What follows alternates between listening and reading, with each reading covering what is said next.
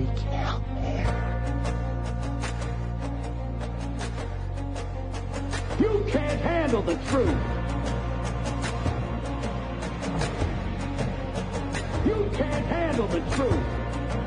What do all men with power want? More power. My name is luca-zanna. I was an Italian by birth, and I became an American by choice.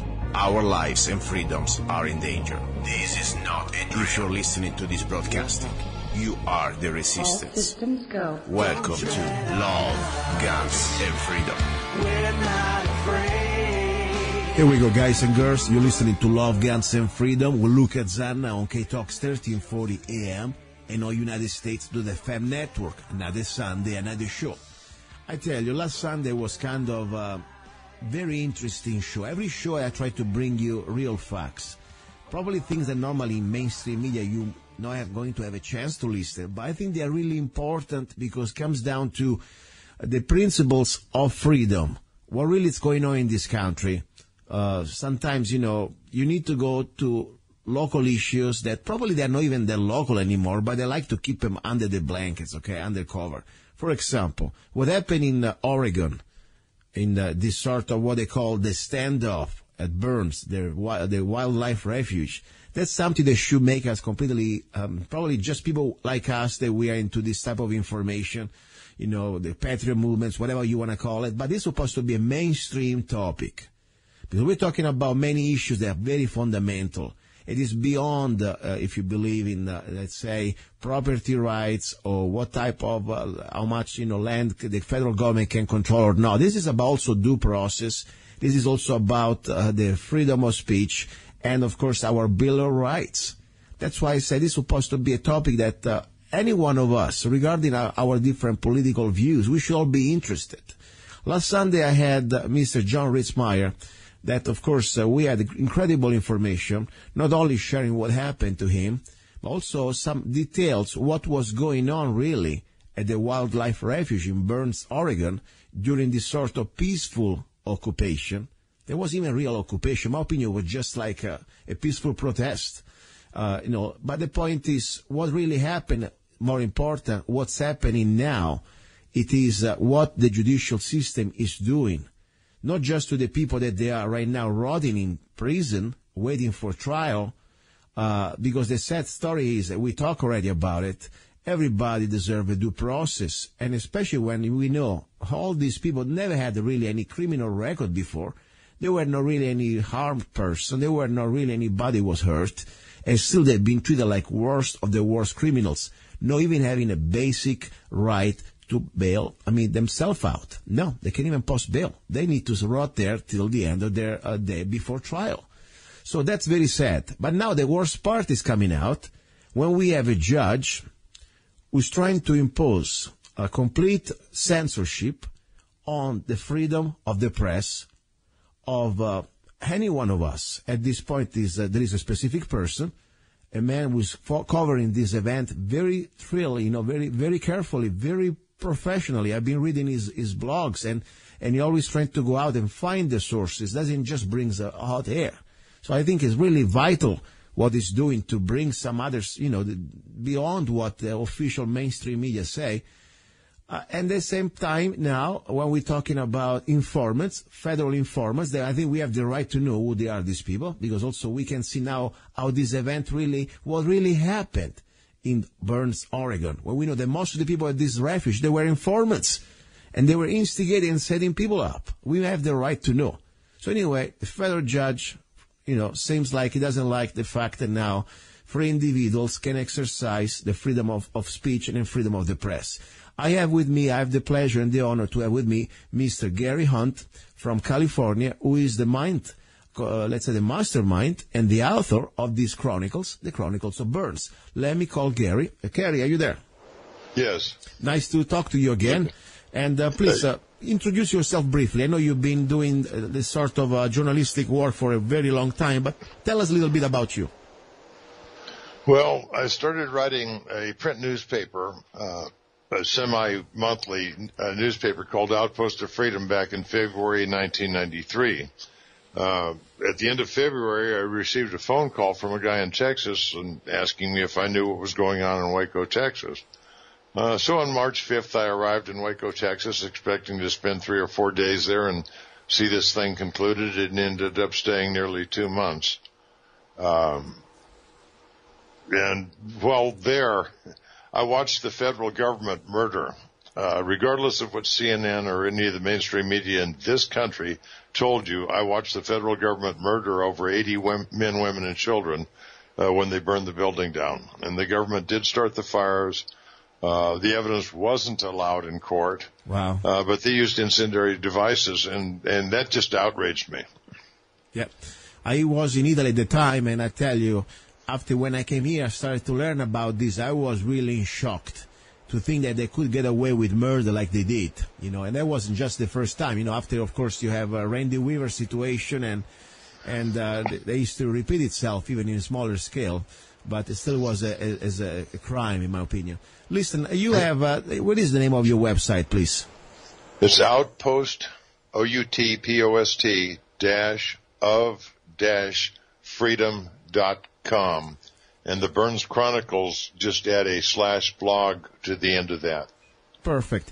I think you've been doing a very incredible job since the beginning, covering with facts, names, episodes, all documented, all the things that were going on in Burns, Oregon. Now, out of the blue, correct me if I'm wrong, I think yesterday, or today, anyway, before Sunday, of course, Sunday the show is recorded, but the point is you received this week a court order from whom exactly? Well, it began last Thursday, a week ago today, when I received the FBI hand-delivered to me a letter ordering me to cease and desist publishing, for want of a better term, I'll use the term prohibited material on the website. And prohibited. Then, so I wrote an article. Somebody was aware that some friends of mine were aware that I'd been served, but I wasn't. I don't go out with a story until I've got the complete details, or at least in this case, segments of details that come together neatly. Which is why I've written the Freedom of the Press series, which at this point includes the statement and 4 numbered articles and 1 unnumbered article, so a total of 7 articles on it. But it leaked out that I had received the letter, and so I had to make the statement, which was the first one. And then the government's activity after that, when I didn't comply, I think it was on a Monday that they filed some paperwork asking the court to enjoin me, and so every time the court does something, I write an article in response to the court. Now, it's kind of interesting because the observations of people with legal knowledge have looked at this, and they see the court acting in the courtroom and staying within the rules of the court, but not within the law by any means. But I'm fighting this without going to court by using the court of public opinion and writing these articles about it. And it's I hate to use the term viral, but I don't know how else to explain it, because you've seen it on Facebook that it's gone crazy. I mean, people are sharing and sharing and sharing, and they're downloading the articles because they contain prohibited material, and I'll get into that in a minute. But people are making PDFs of them. They're circulating. There's a lady from, I think it was Sweden, that's putting it on her website, and she's going to do a YouTube on it. So, interestingly, the reaction of the people has been phenomenal. I can't believe what has happened, but to put it in an interesting perspective is I wrote an article a while back called Civil Disobedience or Civil Defiance. Mm-hmm. Well, the first act of civil defiance was in Washington, D.C. when they closed the World War II memorial. Yes. And veterans had flown to D.C. to see that. So the first act of civil defiance defiance that as far as my definition of it, was when they picked those barricades up and carried them all the way to the White House and threw them against the fence.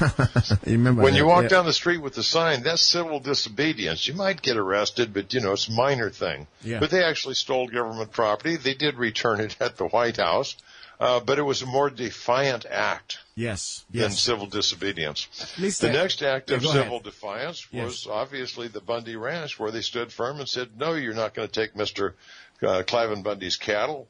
You have no right to. And so that was an expansion of the concept of civil defiance. Yes. Then we come to Burns, Oregon, where the initiative was actually taken by primarily Ryan Payne and Ammon Bundy to occupy the Mohave National Wildlife Refuge, which is public land, and really they weren't breaking any posted laws. There were no laws against guns in the building. It's public land. They have hunting on the land at times, but it was way more aggressive than just getting the cattle returned, what I called the unrustling on April 12, 2014. Yes. And I did cover that back then from a distance. But Ryan Payne's a friend of mine. We spent 10 days together here in my office preparing a Committee of Safety PowerPoint presentation that was presented to the people of Harney County, and they created a Committee of Safety as a result of that PowerPoint. And Ryan Payne's good presentation of the information. And, I was in touch with Ryan through this whole thing, but how's it doing? How's it doing? I know he was hit by a bullet at least. And, No. There was confusion that first day, and I thought it was Ryan Payne too. Okay, they said Ryan was hit by a bullet. Now, no. There was a shot, probably a 40 millimeter foam bullet, non-lethal, was fired at the truck and apparently either hit the back of the truck or the mirror by Ryan. Later, when the FBI shot into Lavoy Finicum's truck, a piece of shrapnel or perhaps a whole bullet, probably not directly, probably indirectly, because if it was a direct hit, it would have gone through his shoulder. But he's the one that still has, and he refused to allow them to remove the bullet, thinking that it might disappear, and it is evidence, and so he's going to retain it in his body until the appropriate time to have it extracted. Wow. Say in conjunction with the investigation of the two FBI agents that fired at the truck prior to the shooting of Lavoy Finicum, placed their brass up and never reported that they had fired shots at that incident, in violation of policy, laws, and everything else. But that investigation was left. Oregon State Police had no choice but to leave that investigation to the FBI, and that investigation has been going on almost a year now. So I think it'll probably go on for 7 or 8 more years, and then they'll find there's no fault when nobody cares anymore. But that's exactly what happened. OSP did their investigation, came up with their results within days. Yes. I have a question for you. I mean, what is so dangerous that you are somehow publishing on your blog, according to the judge? There is discovery, and back in March there was a protective order on the discovery saying that it only goes to the I'm doing recall now. I'm not going to go into my notes. This is casual, but it applied to the attorneys, the attorney staff, people assisting the attorney, the attorney investigators, and the defendants. It was directed at those people and said, you cannot disseminate this information. Well, I received the information through a circuitous course, so that, quite frankly, I don't know where it came from. But it was given to me and under certain conditions, and that conditions be that I not disseminate, but I was free to excerpt from the documents. I was also asked to destroy the thumb drive and the envelope that it came in. Wow. So I complied, and I have continued to comply with the conditions upon which it was provided to me. And also, you have also the right to keep your sources secret. I mean, this is pretty much a basic situation that it belongs to a free press. I mean, I don't need a secret, because if I don't know, I don't know. Exactly. I mean, that's even better, and that's why true. I choose. Yeah. Now, over the last 24 years since I've been reporting, quite often I've received classified information. For example, when I think it was the first Apache shot down in I think it was Yugoslavia. One of those wars we had over there, and we sent a bunch of Hueys over, and they kept coming up with excuses. But I found out through sources and received pictures of the first Apache went down. Now the government, if I recall the story, the government claimed that it hit a high power line and burst into flames and fell to the ground. Well, the pictures show that that's not the case. Mm-hmm. And again, through the source, I found out that the tail section was known to fall off the first versions of the Apaches, and the reason most of the others were delayed in delivery was they had to be retrofit to strengthen the bond between the tail section where the tail rotor is and the aircraft itself. Mm. So the pictures I have show that it came down with the main rotor spinning. It gouged the dirt in an arc, and the tail section is bent over to the side. So it didn't come down in flames. The pictures show that it was not on fire. That it was a failure of the equipment that brought the aircraft down. Mm. And so I published those. And over the years, quite often, because of, I guess, my respectability and my willingness to protect my sources, and like I say, I prefer not to know them quite often. Yeah. It's easier that I continue to receive information through various sources. I received, for example, at Waco, I received the list on one day only, but the list of all the agents in town, the motels they were staying in, what their names were, and how the motel bill was being paid. Wow. That's the government doesn't like this stuff out, and I was questioned by the FBI when I was working in Phoenix once. Over, where'd you get that list? And I told him, I guess our intelligence is as good as yours. Yeah, exactly. I mean, this is a patriot intelligence community. Yeah, listen, this is very important. I think this is a very important job you're doing to give us at least the story that normally we never be able to listen or to know through the regular media. Now, specifically, must be something that probably the federal government doesn't want us to know. What is you know what? I have the right to ask you. You have, of course, the right to tell me if you want or not. But at this point, this is called for me. I don't care about the judge because the judge didn't speak to me. I'm here asking questions, and it's up to you to answer. At that point, you don't even need to say the questions because I can go to your website, and I think people already did download a lot of these files. And they're already out there. I mean, now they can shut your website down. But no, don't. Let me correct that. Tell me. The files that I received are not downloadable. They have not been put online. They are not going to be disseminated. By your news. That was my understanding. Now, what has happened is articles. In the series where I've outed the informants, about half of them contain the text extracted by OCR, optical character recognition. I have extracted all the text out of those documents and posted it there to show exactly what was said in the reports. Now, to me, that excerpting, not disseminating the documents with any other information on them, fully satisfies the limitations and later on we'll talk about that. Fully satisfies the requirements of the imposition. The only thing is I got them. Yes. But I'm excerpting, not disseminating. The original order says shall not be disseminated. In fact, on the bottom left corner of every document, it says not to be disseminated by court order. And the first time I used those documents, when I added Alan Varner, a.k.a. Wolf, I made a statement that this is on the bottom left. First, I'm not disseminating, I'm excerpting. And second, I'm not subject to that court's jurisdiction, therefore I'm not subject to the court's order. Yes, and that's what I meant. I mean, you bring out your articles, your chronicles, and the chronicles contains information that is convalidated by the source that you have. You do not disclose the document that they're supposed not to be disclosed, but everything you write You're right because you have a foundation of facts. That's what I'm trying to say. At that point, your articles, I mean, whatever you already said, I don't think I'm going to ever be stopped because it's already out there.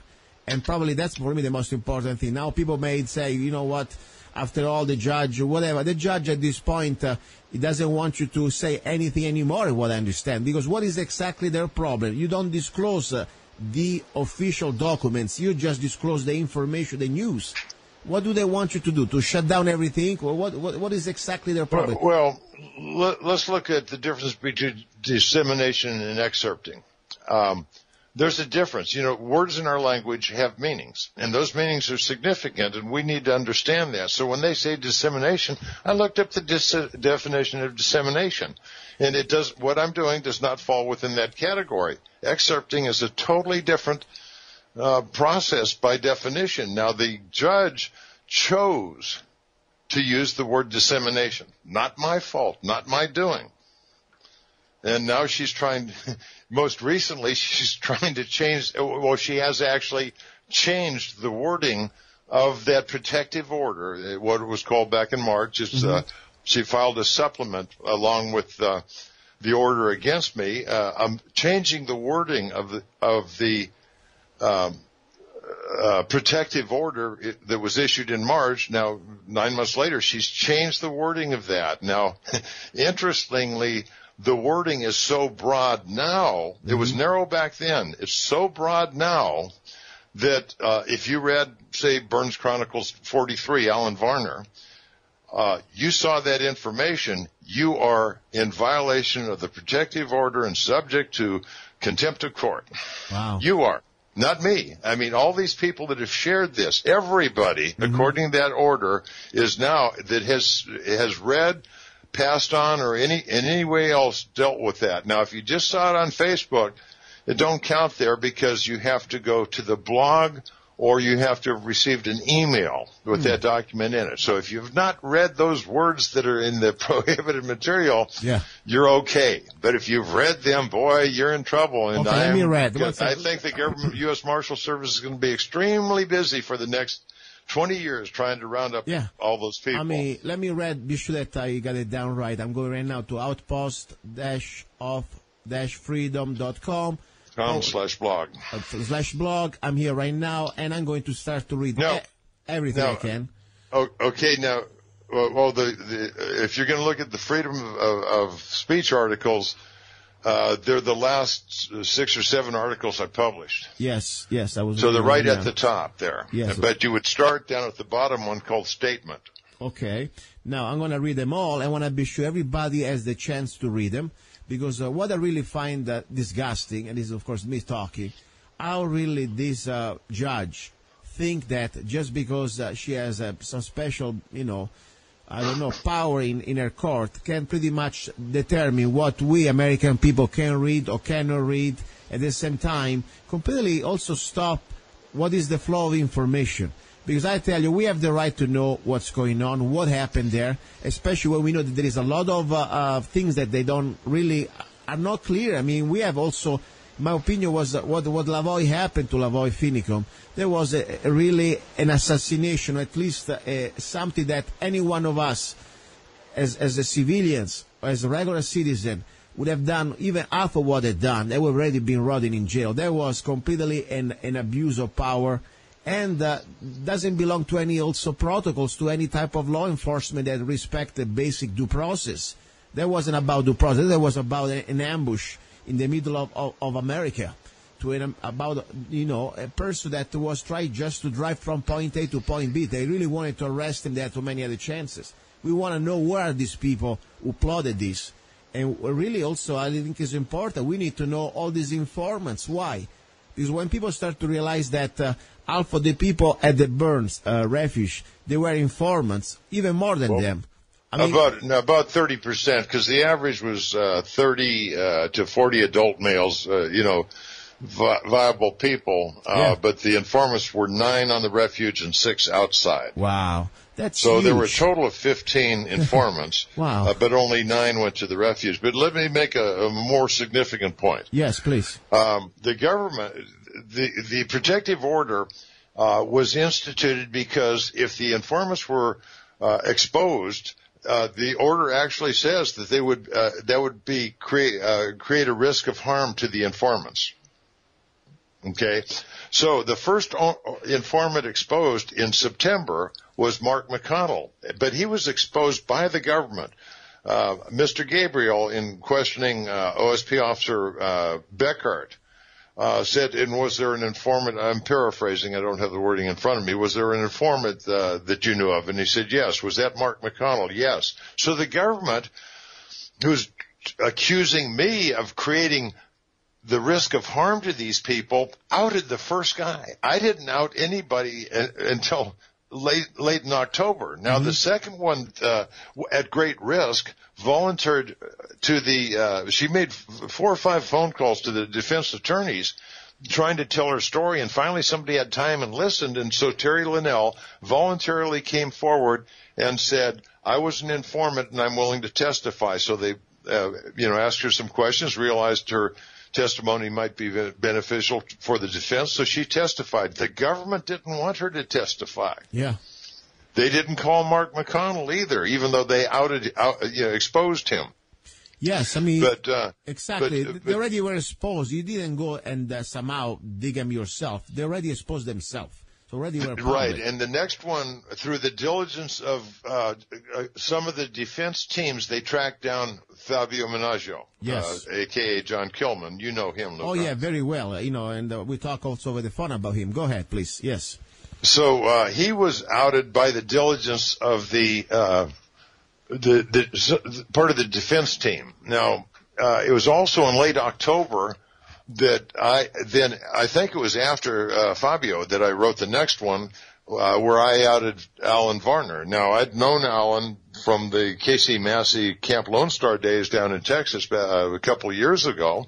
Wow. Because I'd contacted him as a witness to some events down there when I was doing the research for the articles that I wrote regarding Camp Lone Star as a series, but Kevin Casey Massey. And he seemed like a nice guy. He was very cooperative. But and then Burns Chronicles number 7, What is Brandon Curtis? An article I wrote fairly early on, shortly after I got back from Burns. Alan Varner actually stood up for me in the Silver Spur motel parking lot. It seems that Brandon Curtis didn't like something I had written in an article that suggested that the people that were close enough to help those people still at the refuge, which ended up being the final 5, didn't respond timely to go down and resecure the refuge. And I said they were cowards. So he came up and said he had 4 goons with him, and these guys are in their late 20s, early 30s, and some of them pretty beefy, and I was 69 years old at the time, and they're trying to get me Brandon's trying to get me in a fight in the parking lot. Wow. And he said, you called me a coward. I said, no, your actions made you a coward. Yeah. And, I didn't back down from him, but he got to the point that I've got a 4-door pickup, and I was packing up to leave, and I was trying to put stuff in the back seat. So I opened the door, put some stuff in, went back to the motel room to get some more, and he stood when I was in this time putting stuff in, he got, in the V there, so that I had to turn sideways to get by him, but I wasn't going to provoke anything. Well, listen, somebody has to, first of all, talking about coward, I don't know. Well, wait, let me finish this. Now, right. Alan Varner then was in a motel room there. He had left the refuge, and he had been at the refuge almost the entire time. Yeah. And he stood up and said, leave him alone. So I didn't really feel threatened. I figured I could avoid it, but it was kind of comforting to have somebody stand with me. Mm-hmm. And that was Alan Varner. Yeah. And when I found out he was an informant, emotionally, it was very difficult for me to expose the guy. Yeah. But that was the first one I exposed, and it was based upon the information that was in now the forms we're talking about, the ones the government are concerned about, are called Form 1023, 1023. What they are is a CHS handler's report or something like that. CHS is a confidential human source or informant, but not an agent employee. Mm. So when you see CHS, these are the informants. Yeah. And when I read that, there were certain people he contacted. I used deductive reasoning to develop who these people are. For example, 3 people were appointed the leaders of 3 militia groups, Ryan Payne, John Ritzheimer, and CHS. So I called John Ritzheimer and said, who were the 3 people that were in charge of the first 3 militia groups? And he said, well, Ryan and I and Alan Varner, or Wolf, he called him. Mm-hmm. And, well, that cinches it, but there were 2 or 3 other things in his report that I could tie directly to Wolf. And so once I was satisfied that it was Wolf, and believe me, I am absolutely sure when I publish these, I don't want to make a mistake. Yeah. So I published that, and I called Wolf, and, oh, that's not true. I wasn't an informant, just the way he acted and everything. And then he hung up on me, and then he called me back and tried to talk me out of putting the report out, and but I did anyway, regardless of my emotional sympathy for him, and respect for him. That's all that had to be put aside.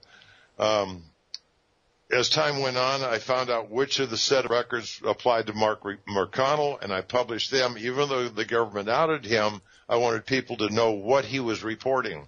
Terry Linnell, I put her report out there as well, but that was with her consent because she had contacted me before she testified, gave me a statement that I was to publish after she testified, and after she got out of court, she called me, and I published that report.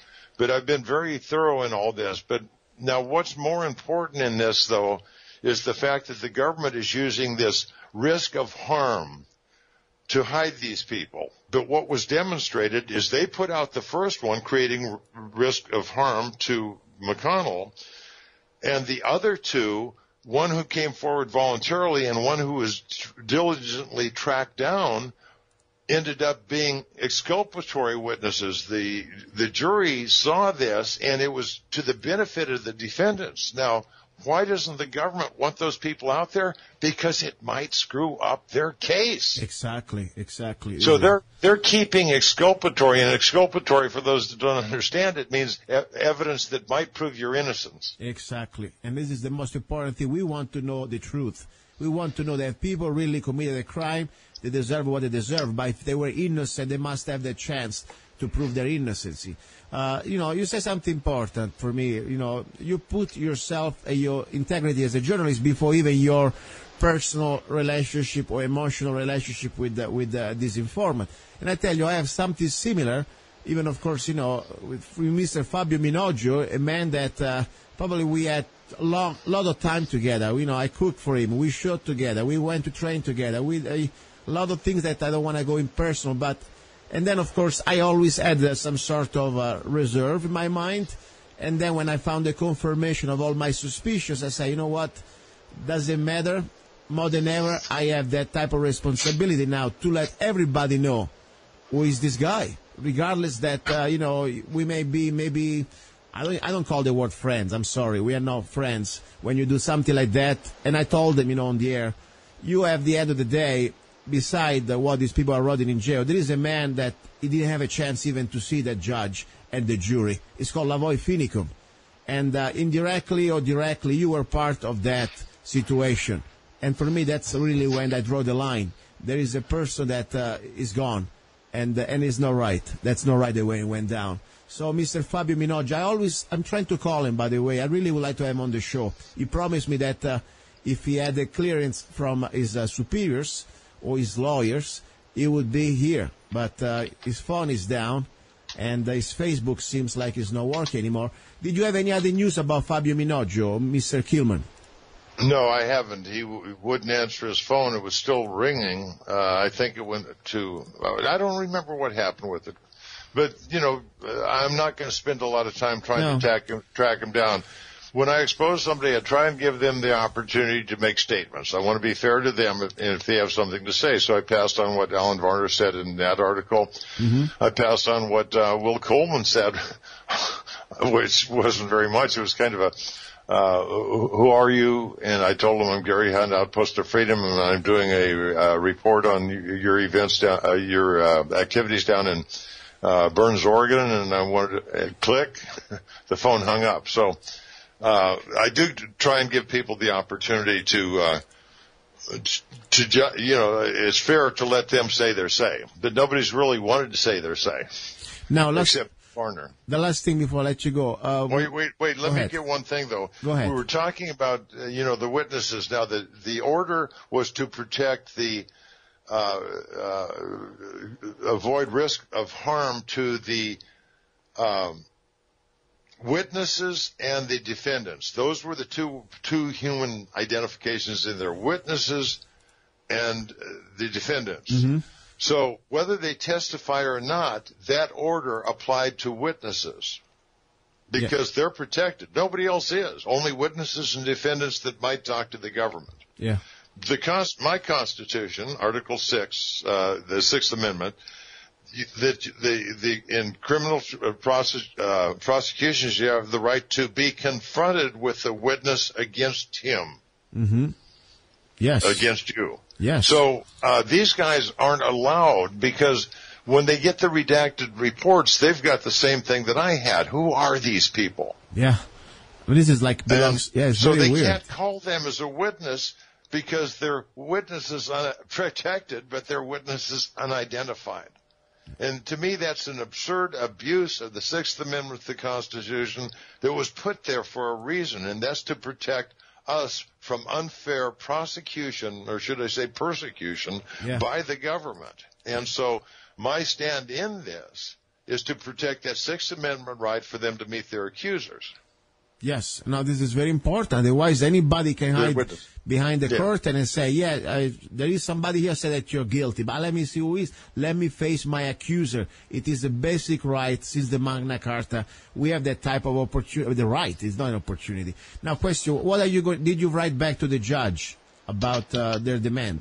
I don't write to the judge. I'm airing my case in the court of public opinion. So it simply goes out. It does not go to the judge. Well, let me not say that. I found out through sources that all the attorneys in the attorney's office that are involved in this case, Billy J. Williams, Gabriel, Holsinger, I can't remember the other ones, and even Judge Anna Brown are reading my stuff. Not that they like it, but if you look at the sequence of the government's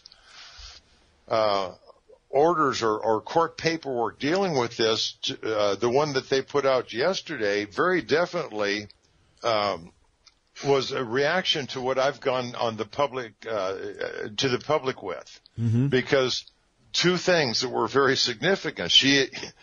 It admitted that she may not have jurisdiction in this matter, and it might have to go to a court of competent jurisdiction. Yeah. And I've said, you're in Oregon, I'm in California, you're in the Oregon district. Exactly. And I'm in the Northern California district, so you don't have any jurisdiction down here. Exactly. That's another point I was going to ask you. How can she tell you what you can say here in California? They're in California, you know? Well, it's rather problematic. So, she even said in this last order and had a footnote on it that said that it will have to go to a court of competent jurisdiction, which means she doesn't have any authority over me, and nor does the order she put out, because if she doesn't have jurisdiction, that order is moot.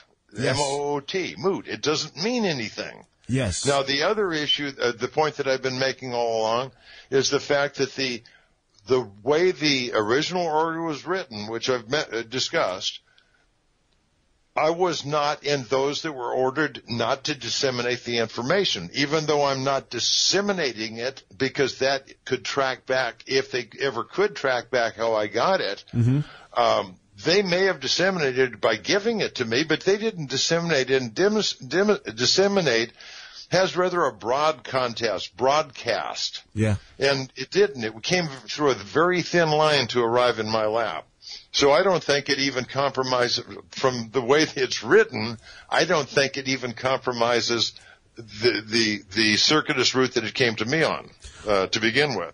However, that argument has not been given to the court. It's only gone out in my articles. So in this order also, she wrote the supplement that I mentioned that makes you as guilty as me, because she understood by reading my articles that the long arm, what I call the long arm of the order, does not reach me. So she had to rewrite to supplement that order from March so that that long arm of the order could reach me. But it still doesn't because we still have the jurisdictional problem. Listen, all I know that I really enjoy your writing here, and I'm right now one more time. By the way, I will post the link from lovegunsfreedom.com directly to the blog section called, of course, the Chronicles, the Burns Chronicles, because there are like exactly 53 articles here, okay? Very well detailed, with sources, or at least with facts, and, of course, there are a lot of interesting things that probably we never had a chance to know. And at that point, my dear listeners, this is beyond, if you believe or not, that the bandits and the people in Burns, Oregon, they were right or wrong. This is way beyond that point. This is about right now if we still have freedom of the press and freedom of speech.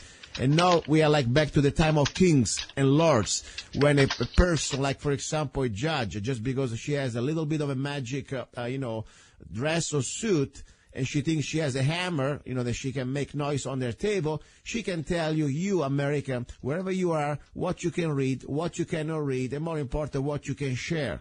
We still have freedom of speech in my book. Let's use it all the way. That's my point. So please, go to, of course, to the main website, outpost-of-freedom.com. You will find the blogs there. To make it simple, I will put a link directly on the homepage of lovegunsfreedom.com, and at that point you can read everything, and at that point you make up your mind, and then you tell me if this judge is right or wrong. I want to give you the floor to close. Whatever you want to say, Gary, you got 3 minutes. Well, people have said that they are when this first came out, people were saying they were violating my rights, Gary Hunt's rights, and I had to correct them, because what they are violating is the reason for the First Amendment. Freedom of speech is one thing, but freedom of press is probably more significant and has been throughout the history of this country, especially prior to the Revolutionary War. The freedom of the press is your right to know, not mine, but your right to know. So what is being violated is not me. What is being violated is your right to know when the government tries to shut up, as Luca said, a reporter that is giving you factual information. It's documented. It's documented to the extent that I can, that I've explained where the documents came from, what they are, what they say on them, and then I excerpt from them. And that's all given so that I'm not just making this up. Exactly. And so it's your rights being violated, not mine. But I do appreciate the people that have come in support of the position that I find myself in. And please, people, when you have this link on from the website, you're on Facebook, share it. Share it. And, this is the best way we can give them the middle finger and show them that we are not afraid. We are not living in Italy. We are not living in China. We're not living in some other countries that there is no Bill of Rights. We have Bill of Rights, but it's going to be alive only if we exercise our rights. Otherwise, it's just nothing, a waste of paper, as somebody said. We're going to be here, and we'll make it alive. Thank you, Gary. I appreciate what you're doing, and please keep us posted if there is any other type of upgrade. In case I don't hear any more from you, we'll try Guantanamo or maybe some other, interesting, exotic location. Okay? But I'm sure you're going to be okay. I hope not. I don't smoke cigars, so I don't think I want to go that way. All right. Thank you for the opportunity to speak to your listeners, Luca. Thank you, Gary. Okay, guys, you're listening to Love, Guns, and Freedom. A little break, and we go back, and then we have, of course, more exciting news, and more important, we have other great information to share. Do not go away. It is time. Get your Arizona Conceal Carry Permit now with Arizona Conceal Carry Permit by Zanna Enterprises, LLC. Become a more responsible and educated gun owner. Carry legally concealed in 35 states. Carry permitted in restaurants where alcohol is served. Learn where and how you can legally carry a firearm in Arizona.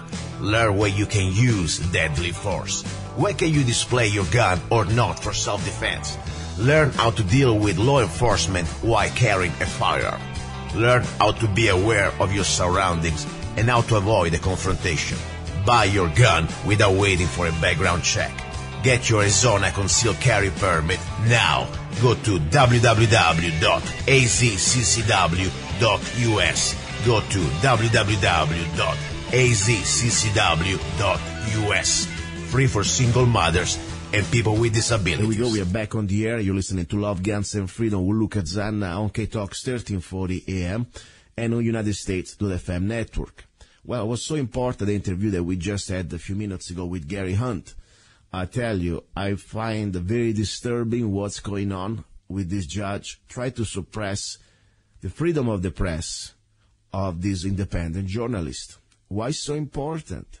Because I think, this is something that somehow this type of behavior belongs to a third world country, or at least some sort of a banana republic.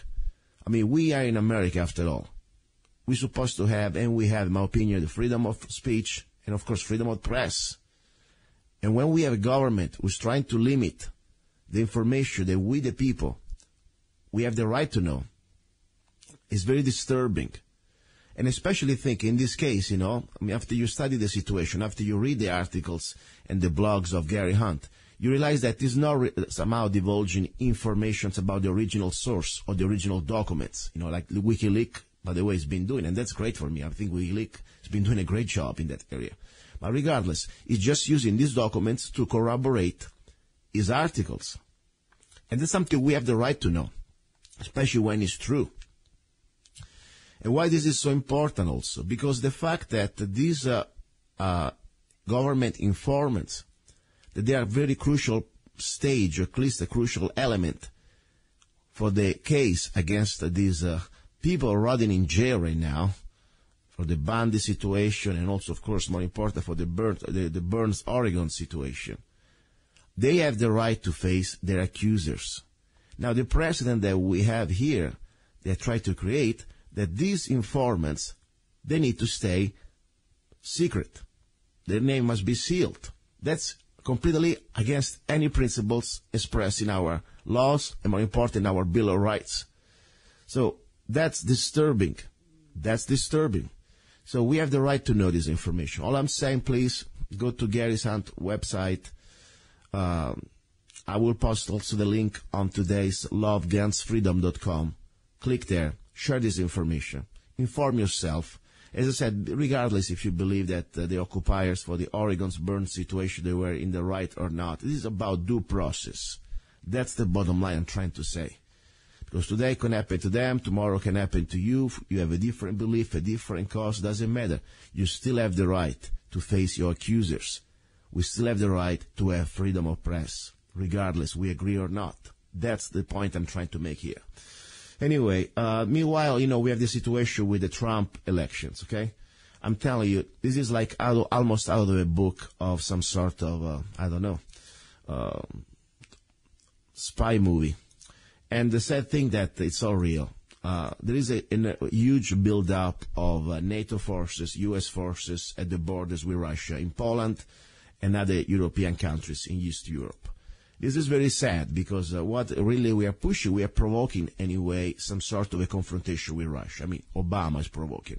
At the same time, there is a big question, like they have these supposed alleged elements or proofs that Russia influenced the elections, just revealing the truth about the record of all the things, or at least part of the things that Hillary Clinton and the foundation, the Clinton Foundation, has been doing. As I said, we don't really have any proof about that. And I'm not even a Trumpy. I prefer Trump, of course, among anybody out there, but I know that Trump has some limitations. So I'm not here even as a party member because I have no parties. I just believe that so far, that's the best guy we have. Is it perfect? No. We will see. We will judge him pretty soon. But right now, regardless, the guy won the election, and now they want to blame it on Russia.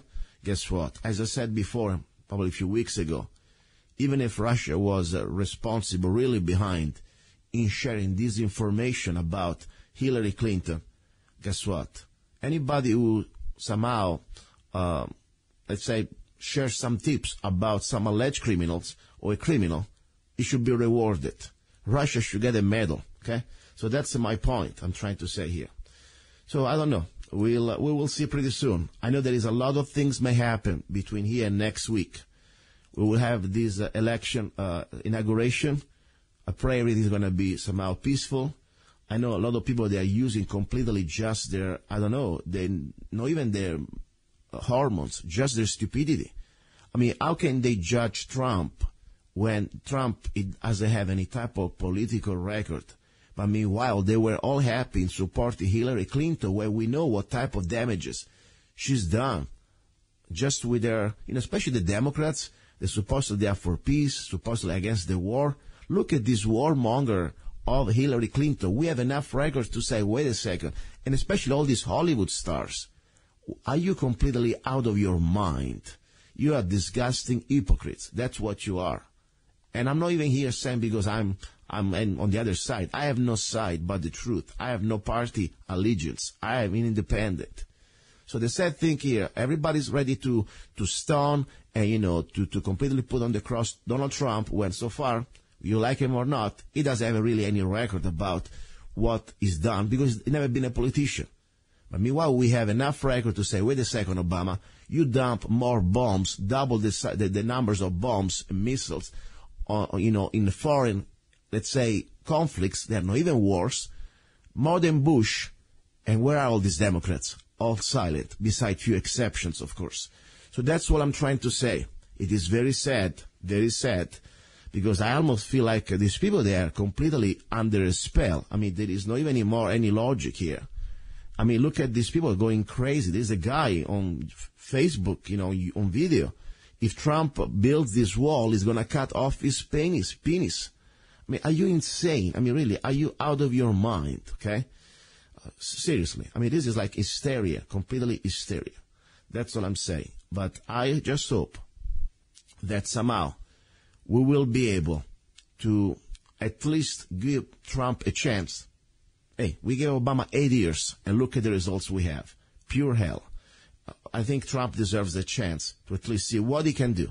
And as I said, we may agree or not with everything, but so far he's much better off than any other options right there. We have a lot of much more options. And by the way, my opinion, as I am a conservative, libertarian oriented, okay? I tell you, this guy is not even really a conservative. This guy is more of a let's say, nationalist / socialist, because after all, the intervention of government in many aspects of life that I believe should have no business. But still, if you're a Democrat, you should love Trump. If you believe in blue-collar jobs, this guy is doing more than anybody else out there. For sure, he's trying to stop all these corporatism, let's say, globalist agendas like the free trade agendas. They are not about free trade. They are just about corporate takeover of nations. Okay? I mean, I don't believe Trump has the right to interfere with the personal business of a company. He can give his opinion, but that's it.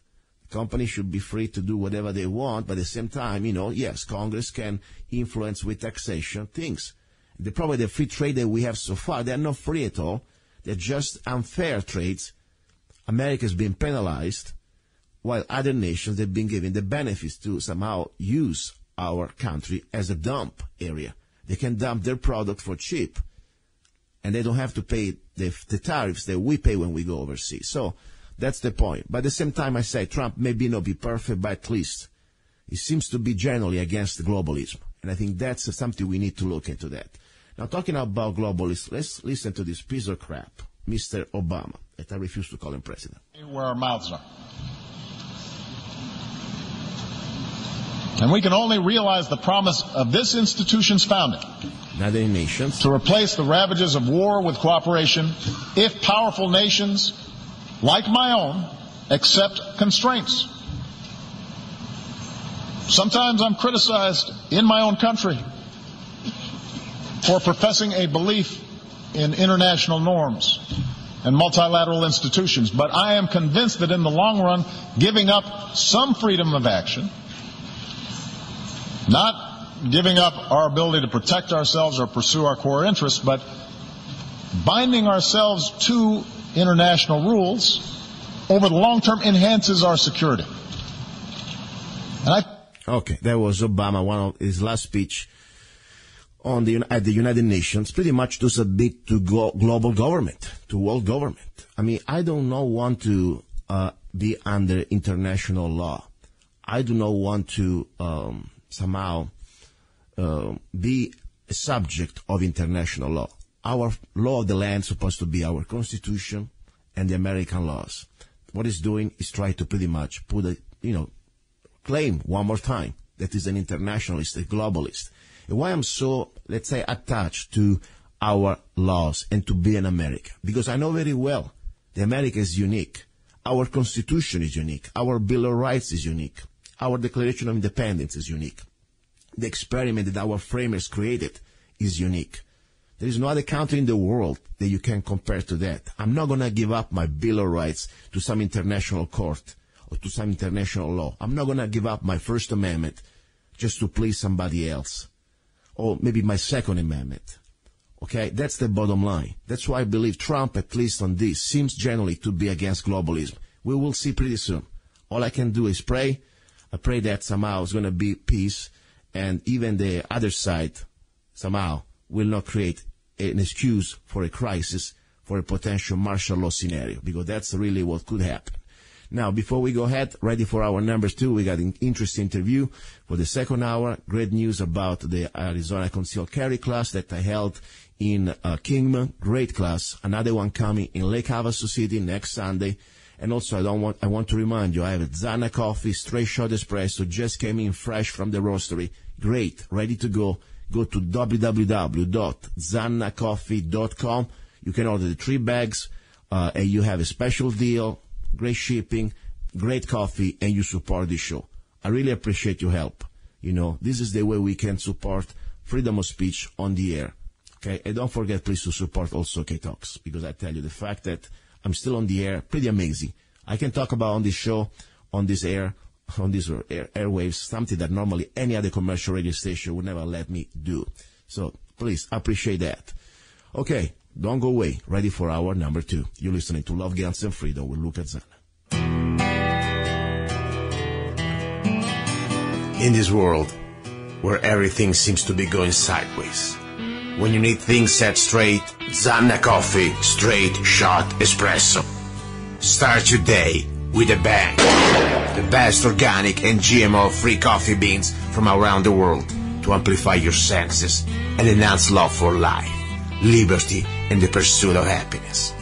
Zanna Coffee brings you happiness in every cup. Fair trade, certified, sustainable, organic coffee. That means we do not use slaves. Free Zanna songs with every coffee bag. Find Zanna Coffee at www.zannacoffee.com. www.zannacoffee.com. Don't be cheap. You deserve the best. Get Zanna Coffee at www.zannacoffee.com. It is time. Get your Arizona Concealed Carry Permit now with Arizona Concealed Carry Permit by Zanna Enterprises, LLC. Become a more responsible and educated gun owner.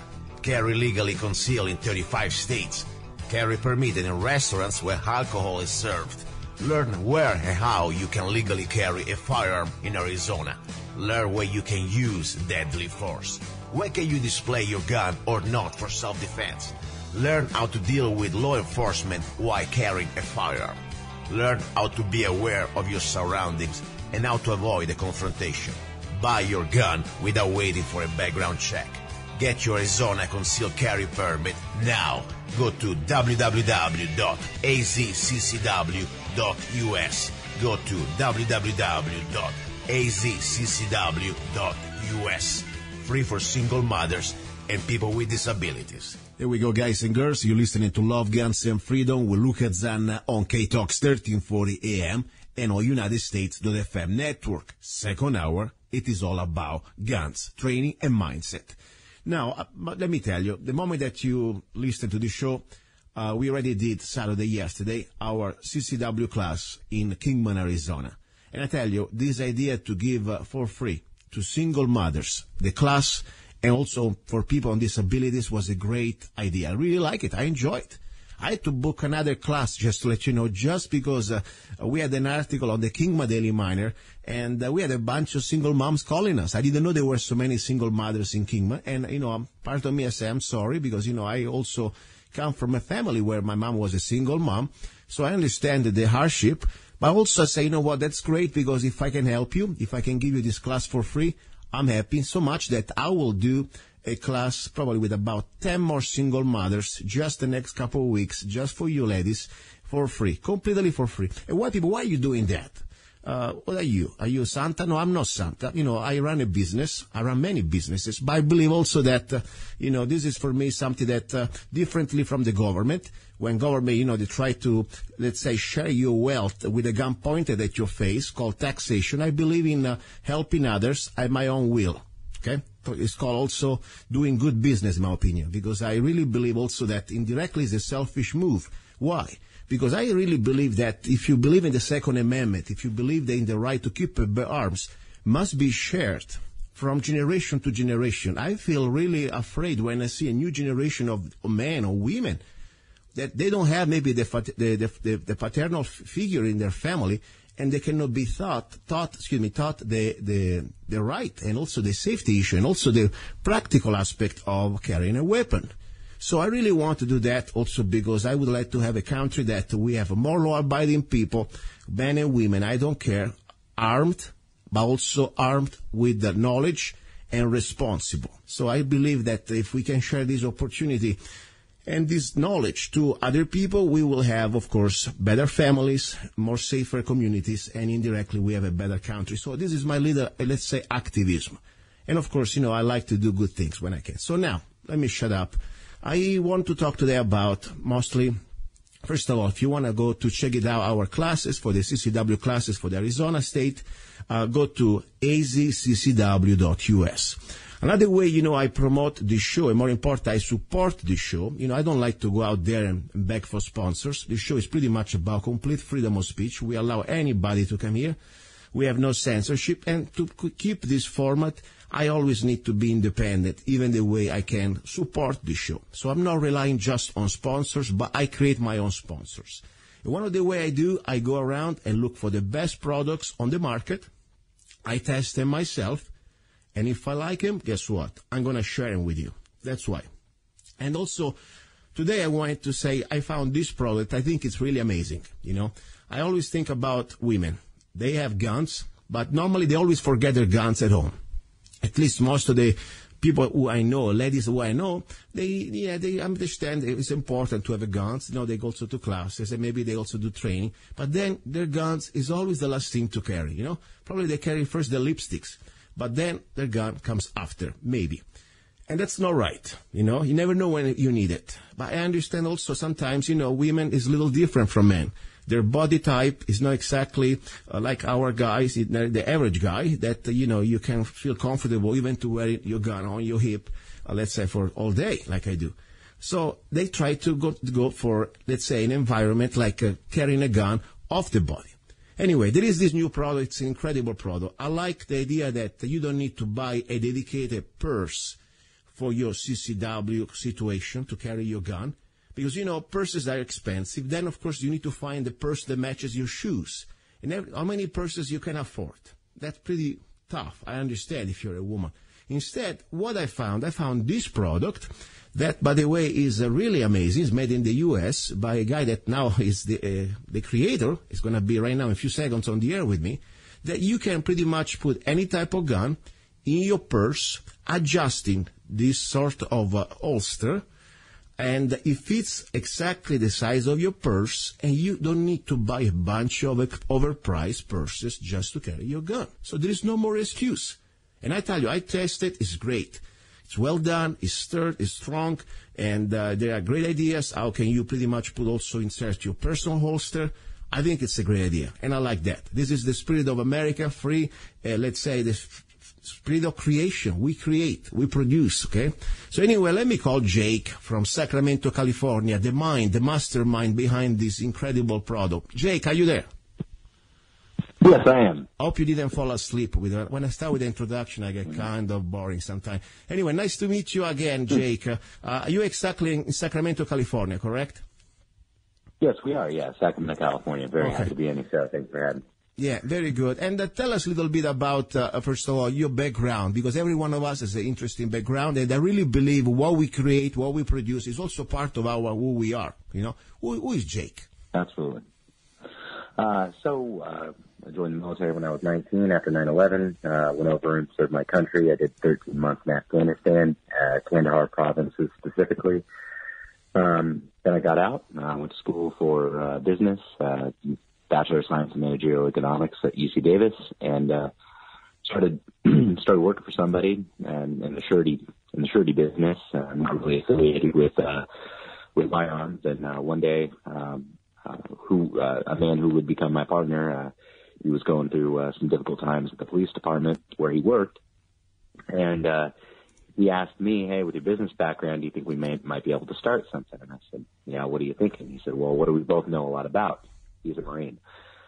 I said, "Well, we know guns, so let's start there." And his wife actually, I took a look. I said, "Well, what are you thinking?" And his spouse is a concealed carrier, so she has a concealed carry permit in California. Wow. And she couldn't carry on her body because, her clothing, may have been too tight.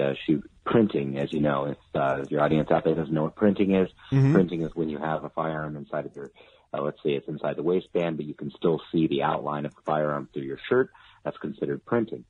And so she needed a better way to conceal it. And so he put something real rough together that kind of sat inside of a purse for her, so that she just didn't have to throw her gun inside it, and she was still able to use her designer purses. It was a far cry from where the product is today. However, when I saw that, I said, "Hey, let's do something with this. Let's take this idea, bring it to fruition, make a better product. It's extendable, because the product that he made was specifically for her purse. So I wanted to make it universal, so that a woman can use it not only in her smaller Prada bag, but maybe a larger Gucci bag." And so then we began creating prototypes out of Kydex. And so we, just like every business started in our garage. Yeah. We started bending plastics and buying different types of bolts and thumb bolts to be able to create the product. And eventually we nailed down, after giving it to about 50 different women to try, and then we got their feedback, had a little think tank, and then created a product that everybody seemed to be satisfied with, and then began to manufacture that on a larger scale. And that began Concealed Carrier. And we've created several products since then to facilitate concealed carry for men and women. And that's kind of where we're at today.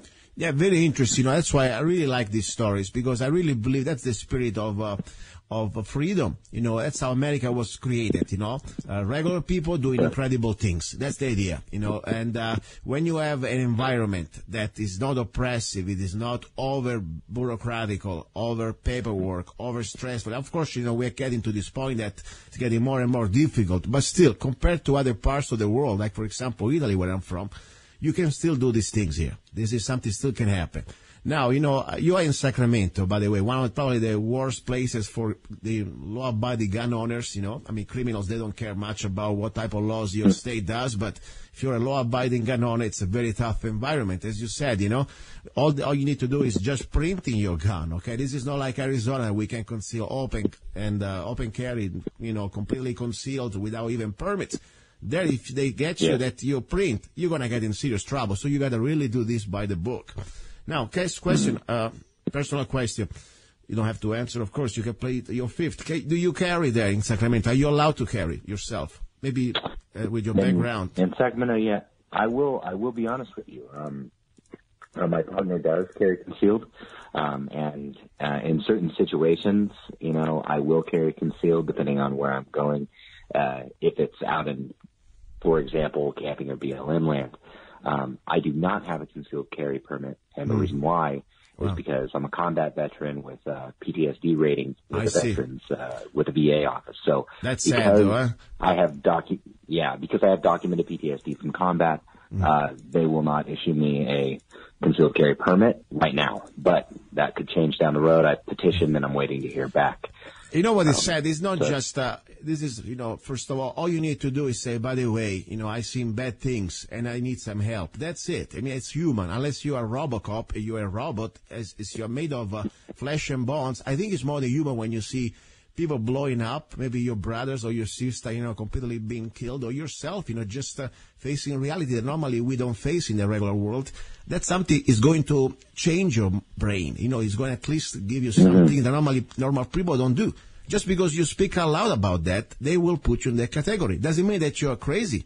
Doesn't mean that not every person with post-traumatic stress means that they want to kill themselves. That's so sad. But now look what they do. This is a trend. Of course, the trend is to disarm Americans, and this is, of course, I'm speaking for that, not you. Look, for example, the Obama administration, what is done the last few months with people with regular disabilities, on Social Security, okay? We're talking about probably people that they really need some extra help to at least have a weapon just to defend themselves. Just because they have disabilities doesn't mean that they have mental disabilities. They've been somehow having a hard time to even buy a gun. So that's where we are. It is not just you guys coming back with post-traumatic stress. It is now almost everybody who somehow is dependent on the government programs, That's the idea. Yeah, this is true. So I have many friends that have attempted to get a concealed carry permit in California, and there's something called a good cause statement in California.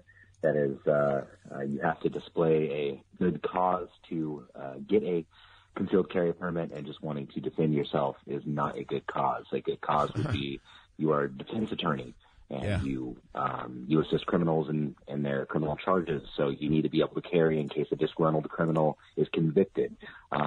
Those are the types of events. Or you've been mugged 3 times on your way to work, and you have documentation to prove it. Wow. But just going in there and saying, it's hey, sad. I want to be able to defend myself. It is sad. Honestly, I don't even carry a gun because I need to defend myself. I can get a rock or 2x4. I can do that. Okay. But of course, I'm a guy and I am still healthy, and probably I'm not the average person out there.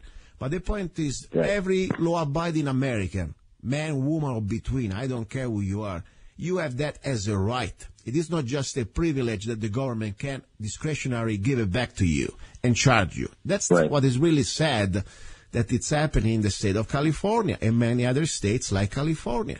So that's what we forget. We don't have the gun because I'm afraid of something. I carry my gun every year, every day, since I moved to Arizona in the last 12 years, because I'm proud to be a human being, that I have the right as American to keep and bear arms, period. Okay? The fact that, of course, it's an extra tool in case I have an emergency, yes. But I don't carry a gun because, oh my God, they're going to kill me, or no, I don't do that. But it's sad. I'm very sad because California is supposed to be, I used to live in California when I came from Italy, my first few years, and I really liked it. It's a great environment for many other things, especially for business. Used to. Now, I don't know how much taxes you get you there, guys. It's a little tougher now.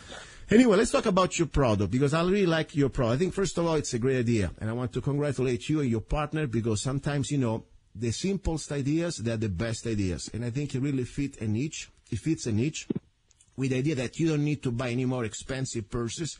You can insert this holster that is adaptable. You can adjust it in every type of purse. Now, when exactly you were able to say, okay, we got it down, because I'm sure you started with Kydex, and then you found this, let's say, the final version, okay? How many years ago? 1 year ago, 6 months ago? I mean, it's pretty recent, I see. When exactly you finalized? Yeah, so it's the prototyping began at the very end of 2014. And probably the middle of 2014 is when the prototyping started coming to an end, and we were able to start producing these. And as we began producing them, we started. I think we got our first sale. Forgive me, no. We prototyped at the end of 2014. We gave it to a sample of females to be able to wear. Came back, gave us feedback. We made our adjustments and our tweaks. And by mid 2015. We had developed the final product, and at the end of 2015 is when we began selling our first product. And so we are about 1 year young right now, 1 year and 2 months young. But even over that 1 year, just via online sales and some local retail shops around here, it's been very well received. And we've sold, I believe we've sold over 10,000 units now. Wow, this is amazing. Yeah, just in the course of a year. Yeah. Let me tell you, I got just 20 just to see them around and show them around. They're already gone. I was so impressed. Wow. People are really happy. And the idea is it's a great idea that works. It is not just a fancy idea that say, okay, no, you're gonna use it. And the idea, especially for women, that I know that they like their guns. They understand that they need of the gun, but then they always say, oh, I don't have that purse. Oh, I don't want to spend $300 for the 2 purses. That's going to fit the problem. And I tell you, it's great. What I like also, you give an option to use their own holster. You got a couple extra straps, and you can also use your holster that maybe sometimes people, they're already used to their personal retention holster, whatever they have. So it is not just a generic, rubber band that you also offer. By the way, it works. I like that simple concept. Yeah. It works. Keeps the gun safe. Yeah. Easy to extract. And that's exactly what we try to do. Is we try to create it. We try to keep it as simple as possible, because if you can get the job done as simply as you possibly can make the product, that is an effective product. Putting too many gadgets and too many things on it, it really starts taking away from the functionality of it. So, least I want to give people, I'm here to share good things, and of course, people, I want you to buy this product. If you can buy from me, that's the way we support the show. But I don't care. I want that you at least take a look at this product, and I want to give, of course, the website of Jake. Concealcarriers.com, concealcarrier.com. You will see the product. What is exactly the name of the product? I'm sure you gave a specific name. I'm still not familiar with the name. What is the name of the product? Sure. Yeah, again, kept that as simple as possible, because there's nothing like, we have a patent on it, and there's nothing like this out there. I decided to name it exactly what it was. Instead of creating like kind of a brand around it and calling it, we were thinking like the princess platform or something like that. But I decided that nobody's going to know what that is quite yet. So it's literally called the Concealed Carrier Universal Purse Holster Insert. Perfect. And it kind of just tells you what it is in the name. That way if somebody comes across it and sees it via text instead of actually the physical product, they can kind of know what it is and know how we use it. Exactly. And, we really... I'm not a big fan of concealed carry purses, because many of them are cross draw. And as a concealed carry instructor, you probably know, my partner was a concealed carry instructor as well. And, you don't cross draw. Drawing across your body is not the most effective way to draw your firearm. And let's talk about that 1 second, because I'm glad you brought it up. Sure. Of course, everybody's a different lifestyle. If you're a truck driver, or if you're always sitting down, maybe cross-draw could be something more comfortable. But of course, there are a lot of, let's say, don'ts in the cross-draw situation. First of all, I say the safety. You're going to start to think that you're going to muzzle a good part of your body that, people outside, that, let's say, the support hands area, when you cross-draw, you bring your gun into a fight, you're going to expose your barrel in an unsafe direction for a little bit more, way too much that you're supposed to. So that's right there we have a problem. You're muzzling a lot of people. And also another important thing is not as fast as normally a linear, simple, less movements when you have directly, let's say, a simple straight introduction from your hip, like a 3 o'clock. But also another thing, think about it. If somebody is in front of you, and they can spot the gun or on your body or even in that purse, cross-draw is like an invitation. Come and take it. It's so simple. You bang. They can just come close to you, and you give them ready to be able to be gripped immediately in the right position. So there are some things that, we need to talk about that. But what I like about that, your purse system, you can adapt any way you want. You can really put it in every way. But the beautiful thing is always safe, because the barrel is down, Exactly. That's exactly what we were going for. In a concealed carry purse, your barrel is flagging anybody that's around you. That's the way that most purses carry a firearm, especially the ones that are designed as concealed carry purses for those cross draw, is the muzzle is pointed outward and not towards the ground or the sky in a safe direction. And unfortunately. And I will say this too. Anybody that purchases our product, if I ever have I'm very honest with our customer base. I've had some women call me and say, hey, is it safe to carry in my purse? And I will tell you what I've told all of them. And this is not to, try to, cannibalize my own product here or my sales by any means. But I have to be honest. I never recommend carrying off your body.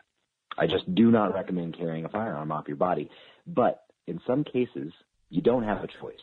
What you're wearing will not allow you to carry a firearm on your body, on your person. And so so the next best thing, which is still acceptable, is to carry in your purse. Yes. And if you have the option to carry on your body, always take that option first. But if you don't, this is a wonderful second option if what you're wearing doesn't allow you to carry on your person. So, but we have also, have a couple different products that allow you to a little more easily carry on your person, and maybe that's for another show. Yeah, I need to I miss those. As I said, I'm going to go back to your website. I'm going to check more because I really like quality products to share at the classes and also, of course, on the air. And I said, by the way, people, if you want to support the show, there are many ways. And one of the ways that we offer, go please to lovegunsfreedom.com. I will post the product probably today. And because I've been just testing, I will do a YouTube, by the way. I'm going to get now a nice fancy purse, and I'm going to test it myself at the range, okay? So I want to show you me shooting with the purse, how really try, let's say, original I'm going to be. But the point is, it's a really good product. I like it. And when you purchase this product, you support the show. And more important, hopefully you're going to have more opportunity to carry a gun as a law-abiding person out there. Now, another important thing I was going to ask you, tell me a little bit about, for example, I see on your website, there are different type of, you got more than just selling stuff. You got a good website that you also talk about CCW laws by state. You go CCW news, directory. And of course, you got different type of articles that I found very interesting. And for example, talking about the different type of levels of holsters, type 1, type 2, type 3. Many people may know this stuff, but I always try to reach the new people that maybe say, what are you talking about? Give us a little bit of a basic introduction between the holstering type 1, type 2, and type 3, the levels. Talking about different levels, retention levels we're talking about here. Yeah, so your level 1 holster is going to be your most basic holster. Essentially, level 1, you can expect your firearm to be held inside of the holster strictly by the gravitational pull of the earth. For your level 2, for most people, and there are, you got to keep in mind these levels. There's no hard and fast rules about these, nor is there an organization that validates these levels. This is just kind of industry standard. Level 2 is going to be a thumb brake, so it's going to have some sort of a strap that comes over the back of the slide that you will have to actually release the thumb brake prior to pulling your firearm out of the holster. Level 3 holster is going to require more than just gravity and more than just that retention strap on the back of the slide. There's an extra step. Yeah, an extra step you have.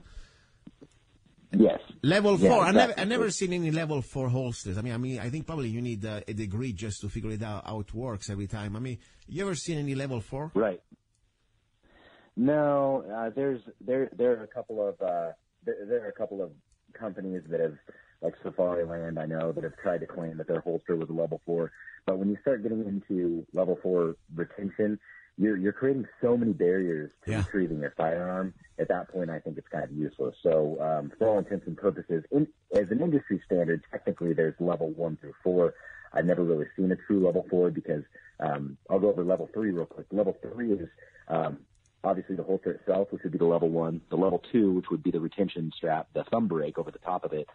And then usually the level 3 will incorporate some sort of additional apparatus that keeps your firearm inside of the holster. One thing that I know is there's a Blackhawk holster that I know of that will have that thumb brake come across the top of the firearm. So there's one release that you have, and then you push a button on the very side of the holster, and that button releases something that goes through the trigger well, and then you can pull it out. So you see you have two different points of retention there. You've got the retention of the thumb brake behind the slide. You've got the retention of the button that is pushed as well. That'll allow you to remove the firearm from the holster. A level 4, technically, you would need the thumb brake, you would need some other button to be able to release it from the holster, and it would have to have some other strap or retention method to keep the firearm in there as well. And I think if you had to push more than 2 points in a moment of emergency, you've got some bigger concerns than getting your firearm out. Exactly. You want, yeah. Exactly. You want to keep it simple. Under stress, you're going to perform at least 50% less than normally you would do in an ideal situation at the range. So, the last thing you want that you're going to have, oh my God, the gun is still there and somebody's stabbing you, okay? Keep it simple. Honestly, I like mostly for myself, I don't work like a police with a daily contact with public, and on top I keep my gun always under my elbow and neckline. I'm concealed, so nobody really supposed to get that close. I like type level 1. That pretty much like the typical kydex or the typical situation that compression keep the gun safe, and with a straight uplifting of the gun is going to come out, and I don't need to think of anything else. But I understand for some situations, like for example maybe agencies or police officers or even let's say security agencies, they may have different type of standards they need to keep for their policies. They don't want just somebody, even for insurance level. Go ahead. The most important thing about a holster, the most important thing that I can stress to anybody about a holster, because some holsters, believe it or not, don't have this, is the purpose of a holster, other than keeping your firearm in a same location, in a safe direction, is to cover the trigger well. Can't stress it enough. Yes. You get holsters out there that for some reason or another, they don't cover the trigger well. Even my product with the universal band over it, you can push the firearm far enough through it to cover the trigger well. And I say on my site, if you can't get that universal holster to cover the trigger well, then attach your own holster to that first holster that I sell, because you can attach your own holster to it as well using the straps. But do not ever use a holster that doesn't protect your trigger. Otherwise, what's the point of a holster? Exactly. It's totally dangerous if that's exposed. So exactly. Lisa, I want to thank you. You got family, you got things to do out there, and I want to thank you for your time. And more important, I want to thank you for creating this product. I really think it's a honest, good product that is affordable. By the way, remind a little bit how much is the retail price that you sell them on your site. What is the retail price of this product? Talking about the concealed carry for the purses. Sure. Yeah. Retail price is typically around, on my website, it's $35. $35. So the retail price is $35, and you can find it. It'll range anywhere between $30 to $40, just depending on what outlet you purchase it from. So. And the point, it's always going to be less expensive than a purse, and you can always adapt it for any purse. And I tell you, I'd be happy for you listeners also to invite you to the range whenever, normally Sunday I go to the range. Just shoot me an email, zanna@zanna.us. I will bring my special pink purse that I stole from, my friends out there. I have a couple of friends that like purses, so I got one from them. And anyway, I'll show you how this holster works. And we'll do a nice video, and more important, go to lovegunsfreedom.com, and you can get it there for an incredible price. Otherwise, I'd be happy even if you get it from concealcarry.com. All I care that you carry and carry responsible. Jake, thank you very much. I appreciate it, okay? And I'll be in touch with you. Thank you, Luca. Sounds great. Thanks for having me on today. Thank you. And this was Jake from concealcarry.com. A little break, and now we will go more into really much what type of options we have when we carry on the body or off the body. Do not go away. You're listening to Love, Guns, and Freedom with Luca-Zanna.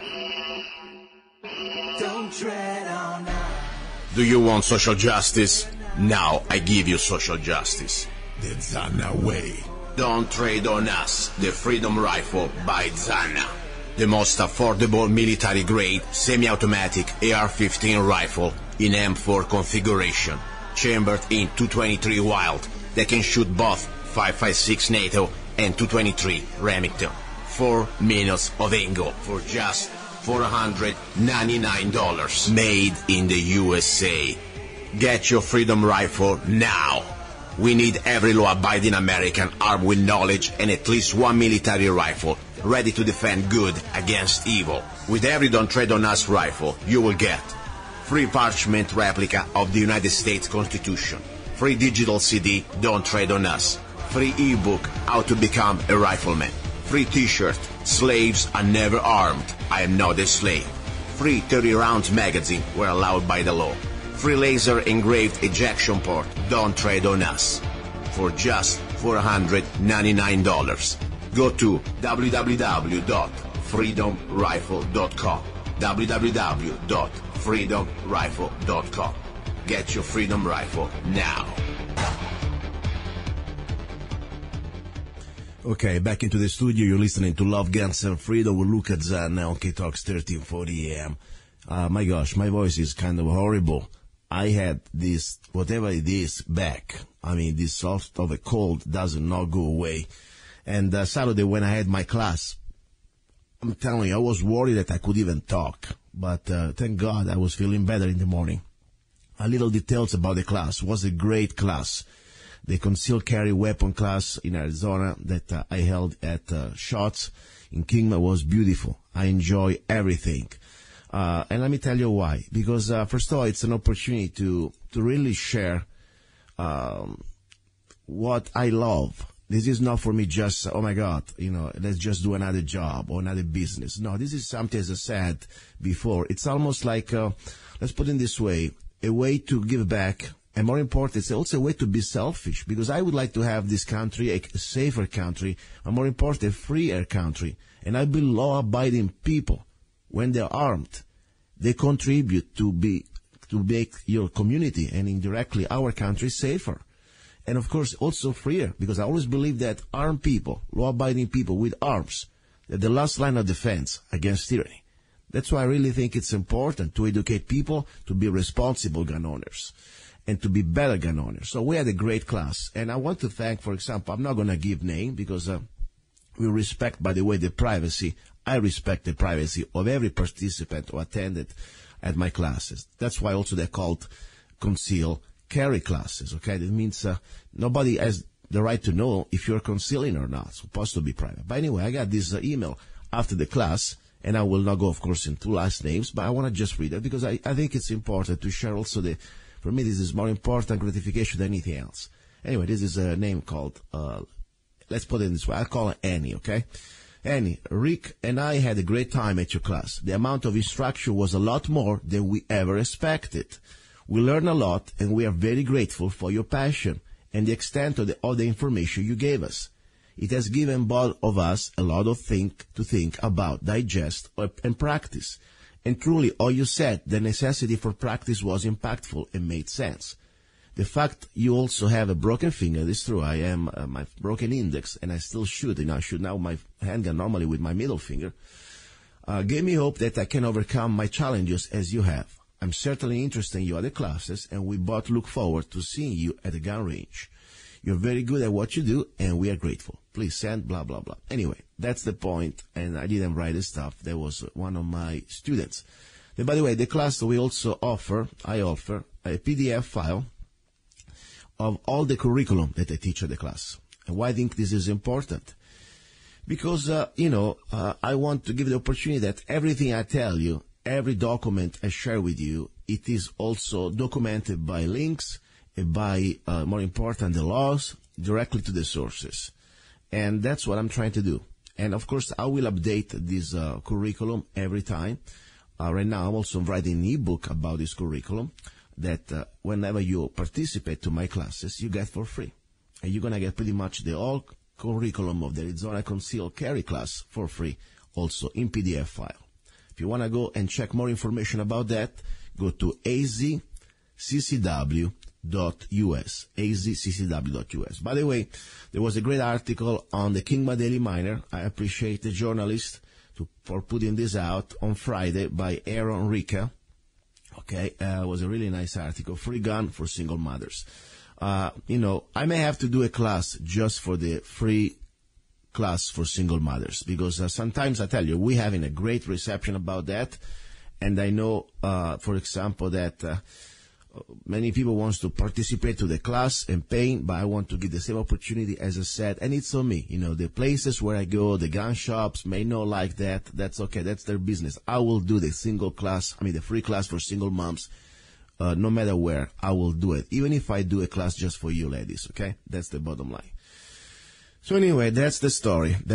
Anyway, good article on the Kingman Daily Miner, and thank you again for spreading the news. Now, let's talk about what I want to talk, okay? Different type of systems when it comes down to, let's say, conceal your gun on you. There are different ways. As I said, the best way, my opinion, is this, not just in my opinion, according to everybody probably, It's just about logical. So it is about on your body, to carry a gun anywhere else about your body is something that is almost a secondary measure, okay? Think about it. For many reasons, for safety, accessibility, after all, you're never going to be always with the purse or with a fanny pack always on you, and also takes more time to even reach for your gun, access to your gun. So anyway, now, if we go on your body, what is the best way? There are different ways, of course. As I said, depends on your lifestyle. Depends what type of work you do. If you spend many days or many hours sitting down, probably you have a different needs that the person who normally is always standing up, okay? But if I could give you the best solution, at least the faster solution and the safest solution to carry a weapon or a gun on you, it would be, in this case, 3 o'clock on your belt, let's say on your hip. As I said, it's very important. I want to stress the quality of your belt. Do not have this thin little, fashion belt, okay? You need a real leather or even synthetic material, tough, strong belt. And normally they're also made for, conceal carry per situation. You must be able to hold that holster very solidly, okay? That's the idea. Now, that would be the first thing. About holster, as I said already, there are different options out there. The only thing I want to really pray, please, stay away from the generic Velcro holster. The holster that somehow they're supposed to retain every gun, please stay away. Why? Because first of all, in the holster you must find the following qualities, okay? First of all, you want to have type of concealment, a holster that somehow can conceal your gun, or at least, can be not something that's sticking out too much, but more important, you want to have a quality of retention and safety. That means you want to keep the trigger protected, okay? And a good retention, of course. These floppy holster, generic holster, they're just ridiculous. Whenever you bend over, they're gonna fall. And there's maybe the little bottom, the snap bottom, or the Velcro bottom is ridiculous too. So stay away from those. The two main options you have is Kydex, or this sort of synthetic material. Very good in my opinion, probably the best. They're affordable. They're somehow very resistant to the environment, to water. There is no problem. They're never going to change shape, really. And that's what I would go for. Second option is leather. Leather, of course, you don't have the retention normally you may have with Kydex. Even just the level 1 Kydex is much more retention than leather, in my opinion.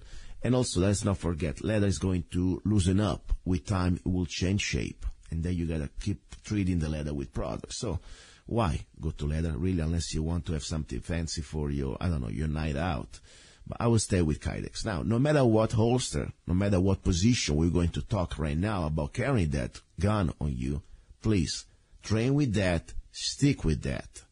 Because under stress, you will go back to your main training position. So let's say today you want to go, 3 o'clock, in your hip, on your belt.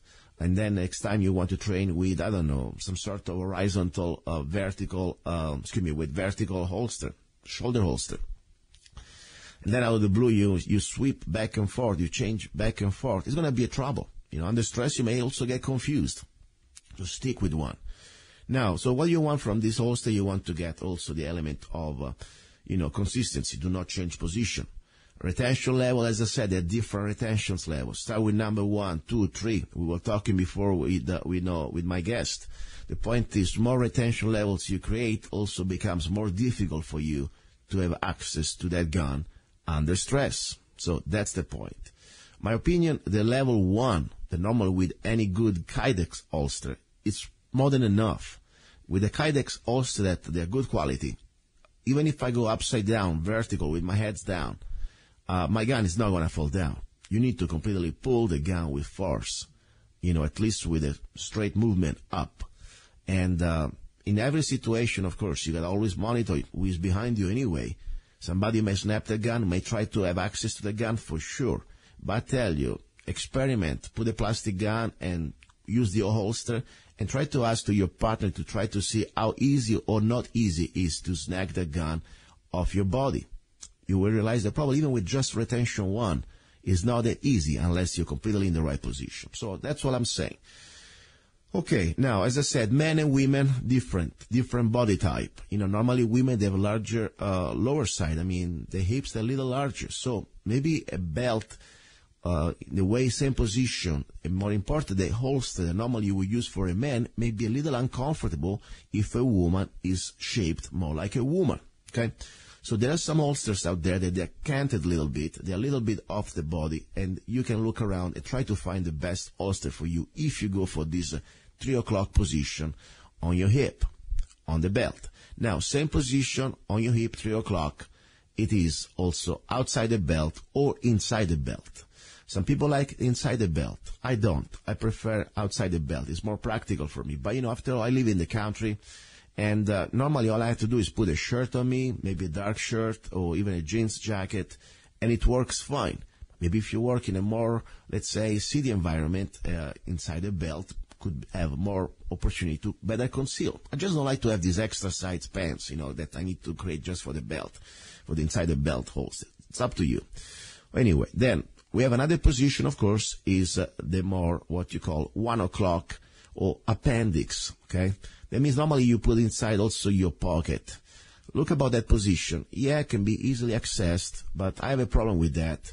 First of all, you put in your pocket, in your appendix. What is wrong with that? Normally the barrel may easily muzzle your leg, especially your artery or your femoral artery.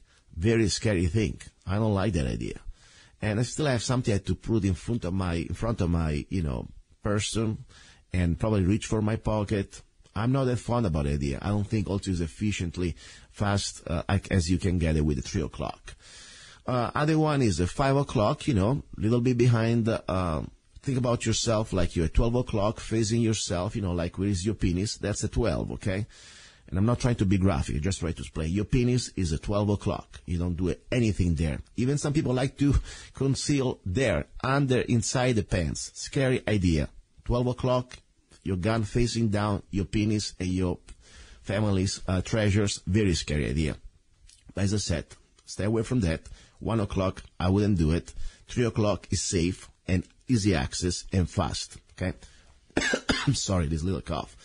5 o'clock, it's a little behind. Can be better for concealed, but also at the same time, think about it. If you sit down, especially you're driving, kind of a pain in the butt. Seriously, literally. Then there is a back carry, 6 o'clock. Well, it looks good in movies. I don't know. Maybe for extreme conceal if somebody's facing you. But what if you're driving? What if somebody knocks you down and you fall with your back on the floor or on the ground? It's going to hurt.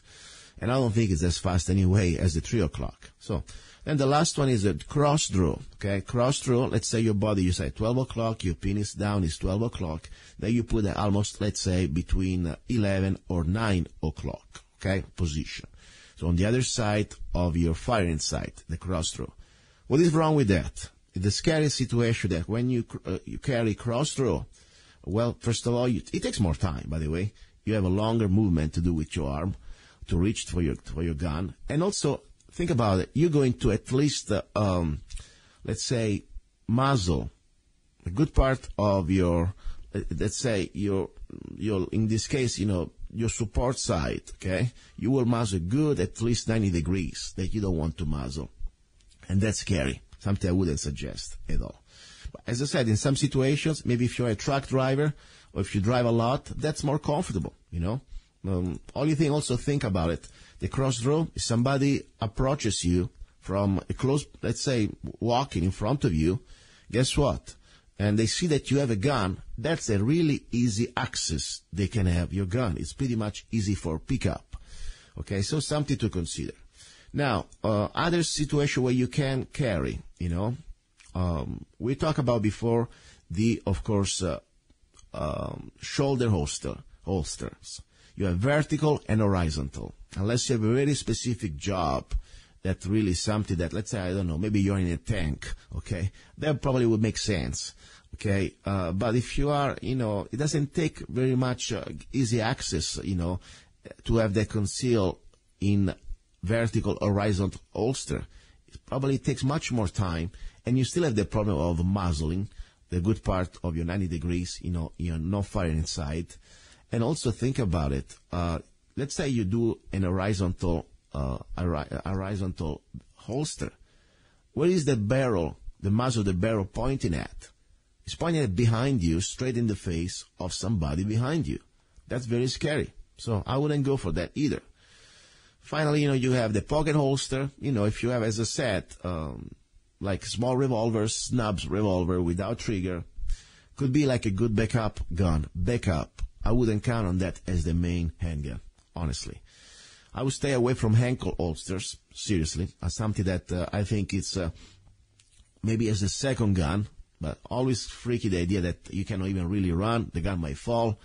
And really, think about to access to your gun. You need to kneel down, get your pants up. It's kind of a really serious situation. Unless you, as you go really undercover as another gun, but not as a main gun. Belly bands, there are different programs, different type of holsters system that you like bands or elastic bands you put around your belly, under your shirt. For really undercover situation, may be good. Problem is always accessibility. It will take always more time. Every time you need to reach for the gun, you need to probably remove your shirt and things like that. Kind of scary. So that's another situation. At that point, as we said, we go to off-body carry. And for me, the best system I've seen so far, if you are into purses, especially for women purses, is the system that we were talking just before with Jake. And by the way, you can find this system that you can adapt to every purse on lovegunsfreedom.com. And I will have a special price of just $29.99. Okay? It's a great price.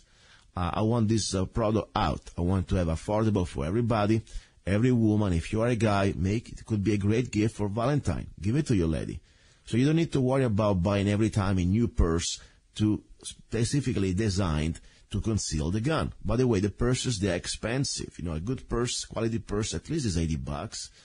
And then, of course, maybe she doesn't like that purse. Maybe she doesn't want that purse on the specific outfit. You need to match the purse with the outfit. So every time would be a new purse. No, with this type of gear, this type of concealed carry system, you can adapt it to every purse. So go to lovegunsfreedom.com. On the homepage, you can find the link, and you can order this special carry system for your purse. And it's going to be just for $29.99. And in this way, also, you support the show. Now, before I go into news, because I wanted to go into news about what's going on around for the Second Amendment, we have a lot of good news, or at least interesting news, a little break, a little song, and then we go deeper into this information. You're listening to Love, Guns, and Freedom with luca-zanna. Do not go away. Give me liberty or give me death. I'll fight till the end, till my last breath. Give me liberty or give me death. I'll stand against tyranny. My soul will never rest. There is no longer any room for hope. If we wish to be free, there is no retreat but in submission and slavery. We have petitioned, we have remonstrated, we have supplicated, we have prostrated. Is life so dear or peace so sweet as to be purchased as the price of chains and slavery? Forbid it, Almighty God. I know not what course others may take. But as for me, give me liberty or give me death. Give me liberty or give me death. I'll fight till the end, till my last breath. Give me liberty or give me death. I'll stand against tyranny. My soul will never rest. Give me liberty or give me death. I'll trade my life for freedom with no regret. It is natural to man to indulge in the illusions of hope. We are apt to shut our eyes against a painful truth and listen to the song of that siren till she transforms us into beasts. For my part, whatever anguish of spirit it may cost, I am willing to know the whole truth, to know the worst, and provide for it. Give me liberty, or give me death! Give me liberty, or give me death. I'll fight till the end, till till my last breath. Give me liberty or give me death. I'll stand against tyranny. My soul will never rest.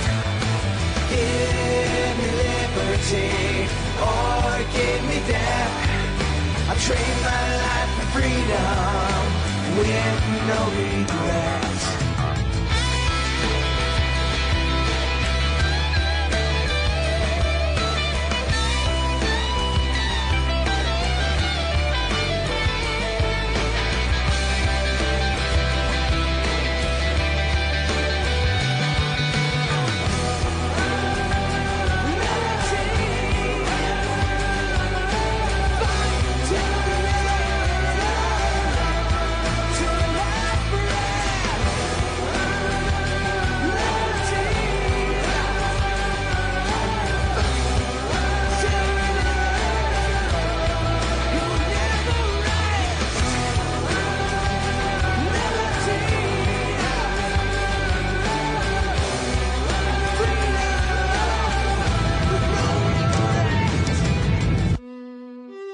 Give me liberty or give me death. Was Give Me Liberty or Give Me Death from my CD, Don't Tread on Us. Am I right? Yes, Don't Tread on Us. You can find, by the way, all my CDs on www.zanna.us, also on Amazon.com. And I appreciate it, by the way, when you get any of my CDs, also downloading just any of my single tracks. This way, as I said, you will keep the show free. And also, I tell you, I appreciate as an artist, as a songwriter, your support. That's the way I can keep writing more songs. Now, talking about news, there is a lot of things going on with the Second Amendment. We have, I think, great potential news coming. There is this federal bill that's going to try to give us the right to finally buy suppressors without any more special $200 tax, federal tax, and limiting also the opportunity to buy these suppressors, because you got to pay this extra $200 tax that is part of the National Firearm Act, something that came back from the time of Al Capone, and it is very unconstitutional. I mean, think about it. You must also go through a special different type of permits under the ATF, and it is wrong. It is simply wrong. You have the right to able to defend also your ears. I mean, if you want to go shoot and you don't need to have always the ear set or the ear protection. I mean, think about it. This is something important. So it's a bill out there. Please, I want you to find out, and I will post also. Let me see if I can get it, give it to you. By the point, you can figure it out. If you go to Arizona Citizen Defense Leagues, or if you go even to the NRA, or if you go to Gun Owners of America, there is this federal bill, and please encourage your congressman to support this bill. Because this is something very important that also, by the way, in this home situation, let's say you are defending your home and you don't have access immediately to ear protection, but I think that is very important. That's very important because you can completely become deaf if you shoot a firearm in an emergency situation without ear protection. In case you have, of course, the opportunity to have a suppressor, that you can buy it in affordable way, like supposed to be, like you're going to buy suppressor like you're going to buy a gun. No more this sort of a special federal tax. So anyway, there's something really important. Okay, Republican Duncan introduced the Hearing Protection Act, okay? Republican Jeff Duncan from South Carolina on January 9th, 2017, introduced this bill. So please go figure it out and call him, thank him, and more important, call your congressman and try to tell him to support this. This is very important. Now, other important things that we have, of course, guess what? We may be close to have this reciprocity, let's say, concealed carry permit reciprocity through all the 50 states. And that would be nice. Yes, would be very nice, like a driver license. And, of course, I think, they're trying to do it right. It seems like they're trying to do it in the right way that is not going to infringe on our state rights. Also, another important news, Arizona trooper shot into ambush, attack, Good Samaritan kills gunman. I mean, that's in Arizona. I mean, that's very important. Think about it. Law-abiding person saved the day. Okay? I mean, you see armed citizen can become an asset if they're trained and they have, of course, a weapon. So that's very important. This man in Tonopah, Arizona, by the way, the identity of the man is unknown, and that's fine. I think it's important for his privacy. He was able to shoot this aggressor that was almost killing the officer. So that's good job on you, law-abiding citizen, armed citizen. You somehow prove one more time that law-abiding citizens can be an asset to a free society and civil society. All right, that's pretty much right now enough for this hour. I'll talk to you now. The final hour is coming in a few minutes. Do not go away. Ciao. He's a songwriter, a poet, a rifleman. I'm not afraid. And a constitutional activist. I'm not afraid. Italian by birth. I'm not afraid. American by choice. Gianluca Zanna. I'm not afraid. And his new CD, Love, Guns, and Freedom. 16 powerful songs on one CD from the heart of a patriot.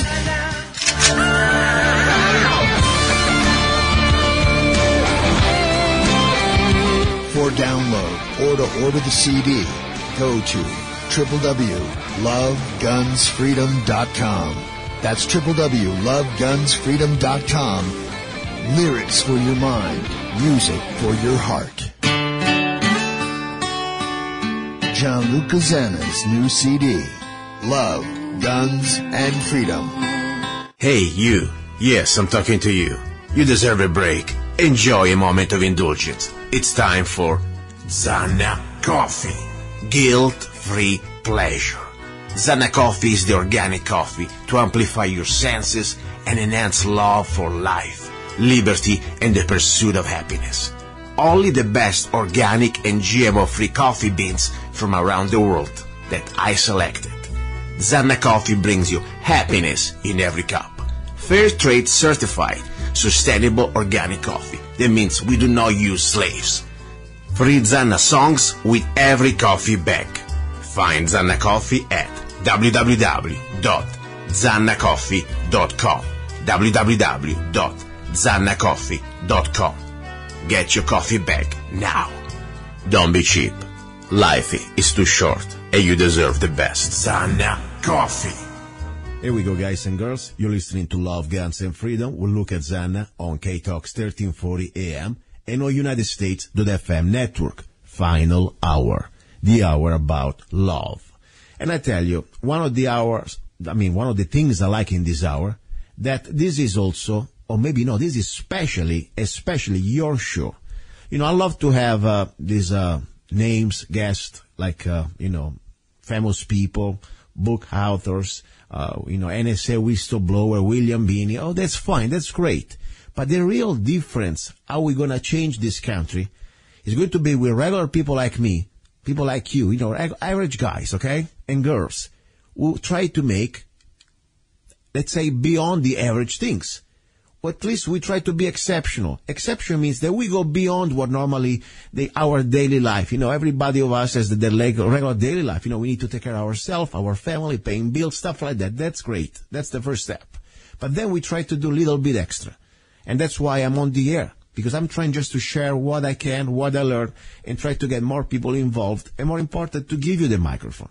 And when I see, out there, people that I never met, and maybe I don't know if I'm going to ever meet you. Some of them, guys, some of you, you're like completely on the other side of the world. I have friends now who listening to the show from Australia, New Zealand, Scotland, as I said, Germany, Denmark, Sweden. The point is, we become, at least for me, you become my brother, my sister. If you believe in freedom, if you believe that every human being should never bow down to another human being, and we're here, of course, as Americans, I really believe we have an edge. We have the Bill of Rights, the Declaration of Independence, and the Constitution. Maybe not perfect, but guess what? It's the best document created in any type of society. In 5,000 years of history, if you read history, and I love history, look at all other civilizations. Look at all other countries. What we have, what our founding fathers and the framers left us with this piece of documents supposed to restrain the government. Not to give us rights, to restrain the government. And then, of course, the Bill of Rights doesn't give us rights, enumerates the rights. And the Declaration of Independence reminds us who we are. The government is created not to rule us, but we create the government. The people always have the right to change government if they want to. So there's so much different from any other part of the world that I feel blessed that I had the chance to become an American. But I tell you, that's the idea. That's why I want to say, and many other people out there, maybe they are not, for example, living in America. And I say that's fine. I believe though every human being is supposed to have these basic human rights that they are enumerated in the Bill of Rights. I wish everybody around the world had the opportunity to have the Second Amendment, to have their First Amendment, to have their Fourth Amendment. Unfortunately, we know that's not happening in many other parts. So what can we do?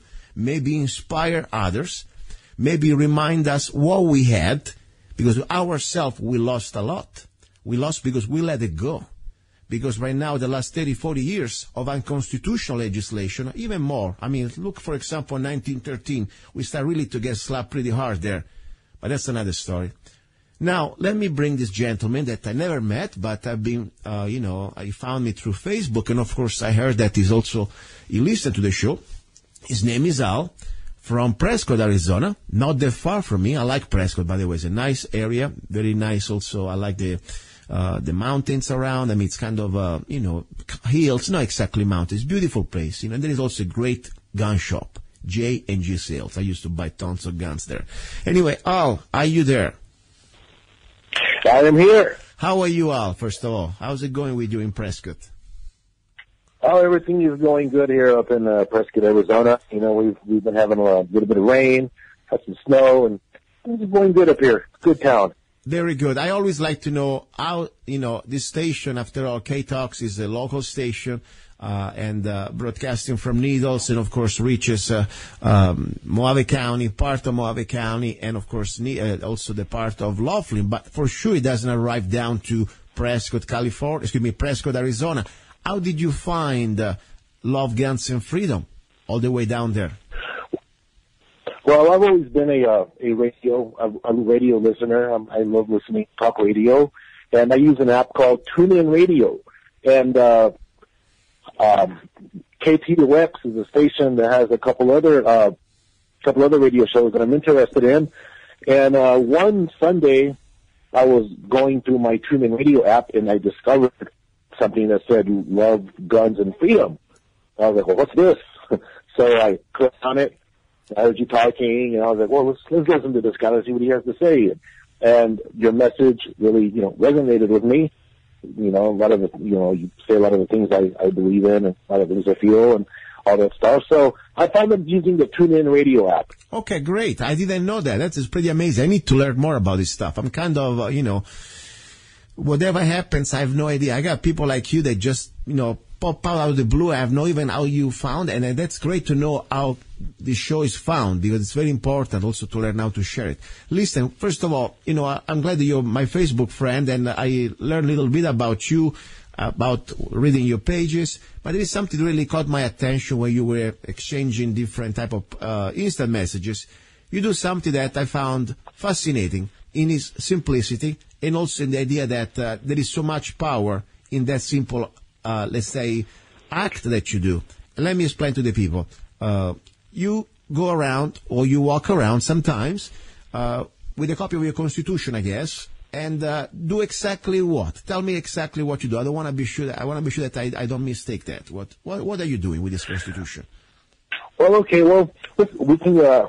This got started back with the original Bundy Ranch standoff. That's when I'm aware of Clive Bundy and his sons and the family and all that. Mm-hmm. And I noticed there were constitutions like in their shirt pockets sticking out. Mm-hmm. And I was like, that's a pretty good way to, maybe raise some awareness about, the document that keeps us all free.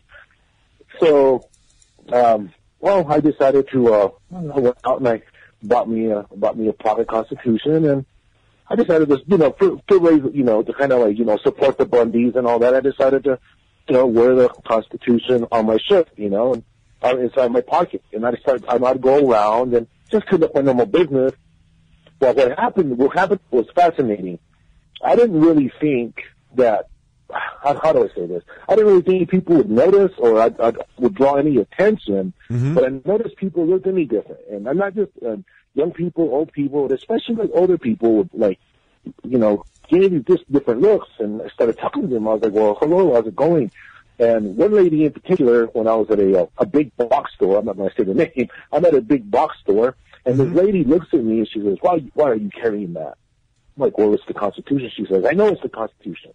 She said, I'm like, and then she walked off, and I was stunned. I was like, I couldn't believe that the Constitution upset somebody. Upset? And Let me understand. well, she was upset about your Constitution?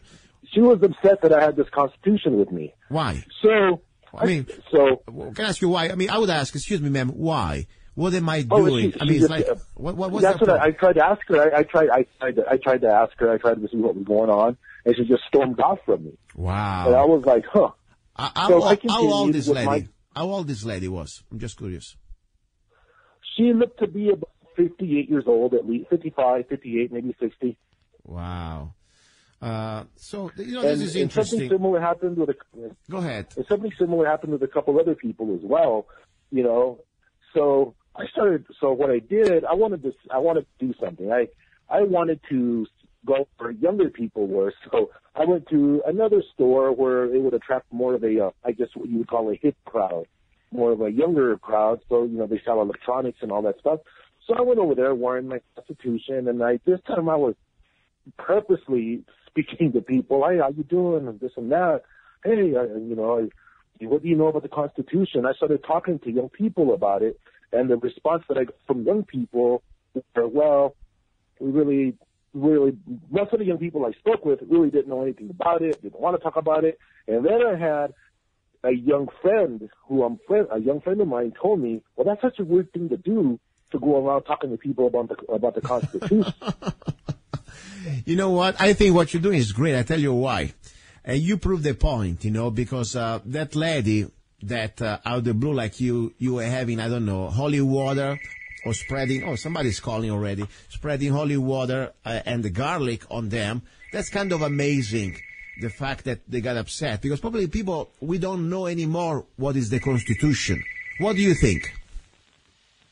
I think you're exactly right. So what I would do, I started talking to people, and what I discovered is, as long as, these people, as long as they had their TV, their sports, as long as they were, as long as they had their entertainment, they were happy. And I started going to the town square in Prescott where, you can meet everybody.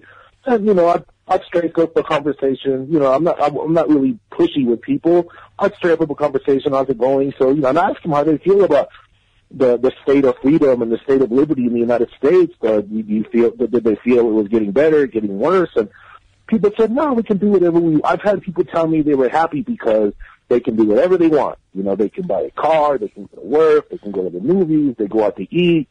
Times are okay. And I said to myself, wow, this is what people think freedom is. People think freedom is the ability to, play video games, look at the sports, look at porno. Yeah. And I'm like, no, that's not freedom. That's you being a slave because you don't know what your rights are. Yeah, no, this is important. Let me tell you why I think what you do is so important. First of all, it's something simple. Anybody can do, okay? And we have so much power that sometimes they want us to make us forget. As individuals, we have so much opportunity to inspire others, to educate others, just even during our regular day. We don't need to become broadcasters or TV personalities or actors or anything. You can change. I don't even want to say change, because I don't like to change. I like to, let's say, inspire others, okay? And I want people to change themselves from within. You show them who you are, your beliefs, and more important, you try to educate with facts. For example, you know very well there is a plan. It's not even a plan. It's a conspiracy against this country to completely, and it's not just against this country. It's about every country, every sovereign country, to completely forget the history, forget the heritage, forget who we are, to mold in a new blob, okay, called global government. Why they trying to destroy our Constitution? Why? Because they know very well this Constitution is so unique. Go ahead. Why do you think they want to try to destroy our Constitution? The reason is simple, because if you make people like forget about or not think about our founding principles, our founding fathers and the founding document that keeps us free, people are more easy to, it's easier to control people. And that's how they go about doing this. So they want people to be comfortable, like kind of, I guess you could say fat. They want people to be fat and happy. They want people to be comfortable. So whenever they pass these different laws, people won't really notice. They'll think, hey, it's for the good. Like when they take away their hands, or when they, or just things in general, like things like that. When they go, just like with gun control, they're like, hey, the government will protect you. You don't need to protect yourself. Here, turn on your TV, watch some TV, or, go play on your phone, play a video game. That's the advantage of keeping people dumb. Because when you keep people dumb, they won't want to take care of themselves. They don't know how to plan a garden. They don't know how to do different things. Exactly. And very important something. Our Constitution, and I tell you, me coming from another country, and not just Italy, all over Europe is the same, okay? Comparing the American Constitution, the United States Constitution, with any other country Constitution, at least especially speaking for Europe, okay, there is a huge difference. The difference is, first of all, government in the rest of the world is pretty much the authority granting you privileges, okay? The Constitution, our Constitution is to constrain government, and the addendum called the Bill of Rights is to remind the government that we have rights, not because given by the government, but because we had rights the moment we were born as human beings, period. And I give you an example. In America, right now in the United States, even with all these fascistic laws that they did the last at least 20 years, from the Patriot Act 1, Patriot Act 2, Military Commission Act. I mean, we got a lot of bad stuff. National Defense Authorization Act 2012. The president can declare anybody suspected to be a terrorist, no due process, you disappear. Bang. This stuff is out of a bad book. But the point is still, regardless, they can try whatever they want. We have it.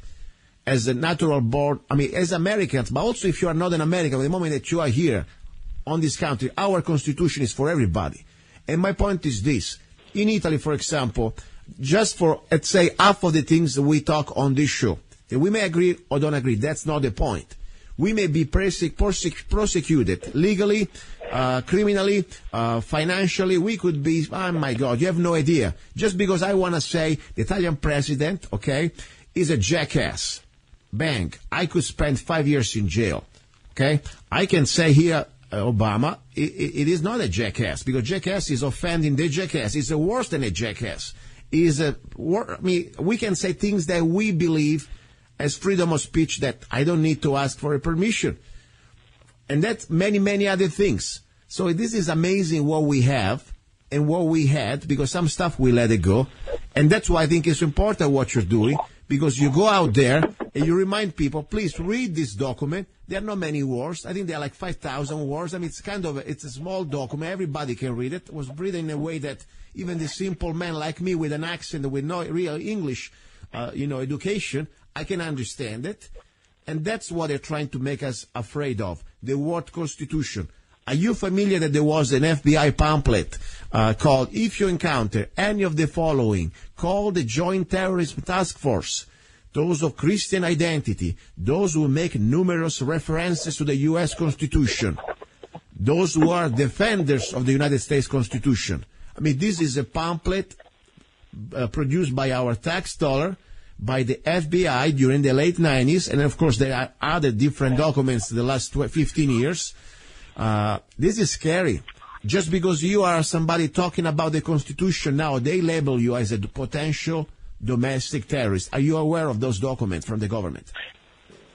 Yes, and that's another thing too. That's another thing I wanted to bring up to you. Our government and our society alike. If you go around telling people, hey, the Constitution, you're talking about the Constitution, you're spreading awareness about liberty and freedom, you get labeled the weirdo because you're not conforming to the new globalist vision of what they want. Mm-hmm. You're not conforming to this thing of being like, a trendy little slave. They want you to, just to conform. And part of being an American is having freedom, and having freedom is not conforming. Exactly. That's part of being an American. Is not conforming. You don't just sit around and just wait for someone to come around and, kick you in the butt and then you don't do nothing about it. That's why whenever they have these mass shootings around the country, You get people, the government wants you to like just hide under the desk, or they want you to hide in the closet. No. You're supposed to fight back. Exactly. No, this is so important. You already inspire me. And I tell you, whenever you go around, we can inspire each other. I think it's so powerful what you did. People may say, oh my God, they just walk you with the Constitution. Guess what? First of all, you walk with something that hopefully you have a chance to read it. Because every time you read it, you learn something or you remember something that, it's still something that we need to, how can we know that we have rights if we do not know our rights? So this is so important, because then when we see our politicians, how they behave, how many times they betray their oath of office, presidents, congressmen, senators, or even local politicians, or anybody that takes an oath to defend and uphold that Constitution, even our peace officers, our police.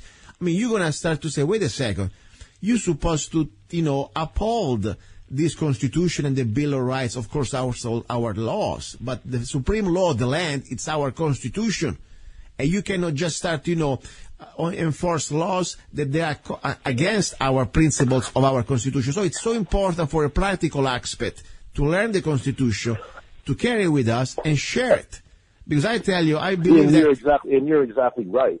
I've also, not only do I hand out the Constitution or talk to the Constitution to people, I've handed out constitutions and I've confronted police officers and attacked police officers. Wow. Your job is to uphold the principles of this Constitution. I'm a constitutional activist, and that's one thing that I do. As I go to these, the town halls, the city meetings. Mm-hmm. I'm active in my community, and I say, hey, you got to make sure that we're going by this, because some people like it and some people don't. Some police officers don't like me to do that with them. I'm like, hey, how's it going? Thank you for what you do. Hey, are you aware of the Constitution and what's going on here? Are you upholding, people's constitutional rights? That's your job. And that's what I tell them straight up. Some of them say yes, they're cool about it. Other, they're like, oh, whatever, get away from me. They don't want nothing to do with it. But, oh well. No, I think this is great, seriously, because people say, oh, what can I do? What can I do? I'm just a regular guy. And guess what? You can probably, I think, you can buy this pocket Constitution on different websites for really like $1 a piece. Go to Amazon. You go to Amazon and get a whole package of them. And what people need to do is get out of the house, because this might sound like a conspiracy, but have you noticed everybody's at home on Facebook, everybody's at home watching TV, everybody's locked up in the bedroom on the computer? No, people need to get out and talk with each other.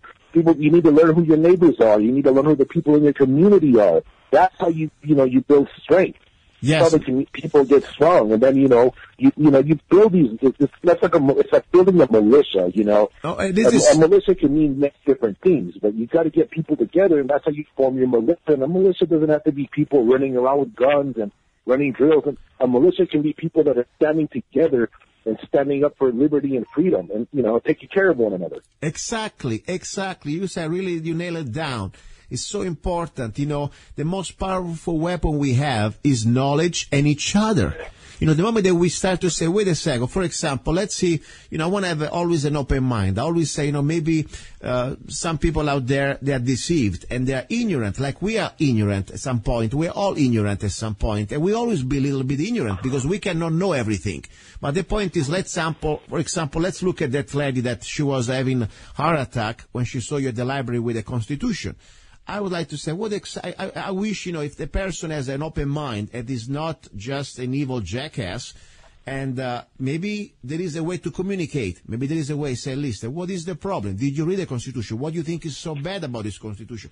And maybe when you realize that regardless your political differences, left, right, whatever, we all here as human beings, and our desire is to be free, that's the first thing we should all have in common. And then we should start to realize we want to respect each other. So nobody's supposed to enforce, with violence or coercion, try to get from others to give to others. And more important, what is the role of government? Is to boss us around or to serve us with the people? So when we get that conversation going and we educate each other, I think we have a chance to take this country back, because they try to separate us and they want to make us forget of our Constitution. That's why government, unfortunately, and I'm not talking for every government agents, because there are a lot of decent people out there, even in the federal government, they understand the Constitution.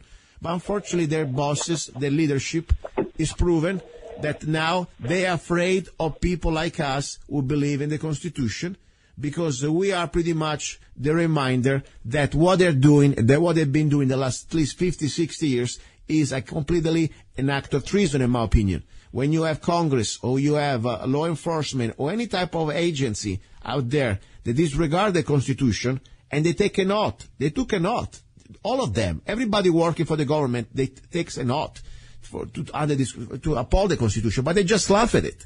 So I think that's important. We got to start to reach critical mass, sharing this with others. I want to give you the chance to say whatever you want about anything you want. This show is about freedom of speech. I give you the floor. Yeah, and another thing too that I've noticed is, especially with the younger people that I've spoken with, because I've gone to Phoenix, I go to Albuquerque, and I do these things whenever I have vacation and whenever I have the time. I do this, and one thing that I've heard from younger people is they tell me all the time, well, the Constitution was not written for everybody. It was written for rich white people. And I have to explain to these people whether that is true or not. Here's the fact. The fact of the matter is you've had a lot of people over the years who have fought for, civil rights for everybody so we could all have equal rights. So as it stands right now, every American citizen has equal protection under the Constitution of the United States. And that's what has to be because right now you got a lot of people, old people too, everyone's being brainwashed because they're thinking, the Constitution, it's not right, it needs to be written, the Second Amendment doesn't count, and freedom of speech, you're only supposed to have freedom of speech when, you're not hurting nobody's feelings. Freedom of speech was created for seditious speech. Freedom of speech is not made for, I like you, you're a great person. No, freedom of speech was made for people to be able to talk and say whatever they need to say, no matter how bad it is. Yeah, that's the major thing. Exactly. And also another thing, when people say, this Constitution was written by a bunch of white people who were slave owners, let me tell you something. This is very important. The whole world in history is always been, unfortunately, by, reality that slaves, they were even before America. Slaves, comes from the times of the Egyptians, and in England there were slaves. The Irish, they were the first slaves. The white slaves, Irish, they were slaves. So, unfortunately, it's always been a fact that humanity has a very big problem. It's called, whoever has to power may try to abuse that power. The point is, what this Constitution has tried to do, and is done, for a moment successfully, at least to set the example, breaking from all the other realities of every other government. Because people may say, America was made by all these white people, but let's look at that time, England, Italy, Germany, let's say every other country around the world. They all had this idea of this man or woman that you need to bow down. This idea that you are, after all, a subject. For the first time in history, we had a place, America, that said, wait a second, we are not subjects to anybody. We are here as human beings. Nobody should bow down in front of anybody. People say, but there is slavery. Yes, there was slavery. But guess what? Unfortunately, slavery was everywhere else.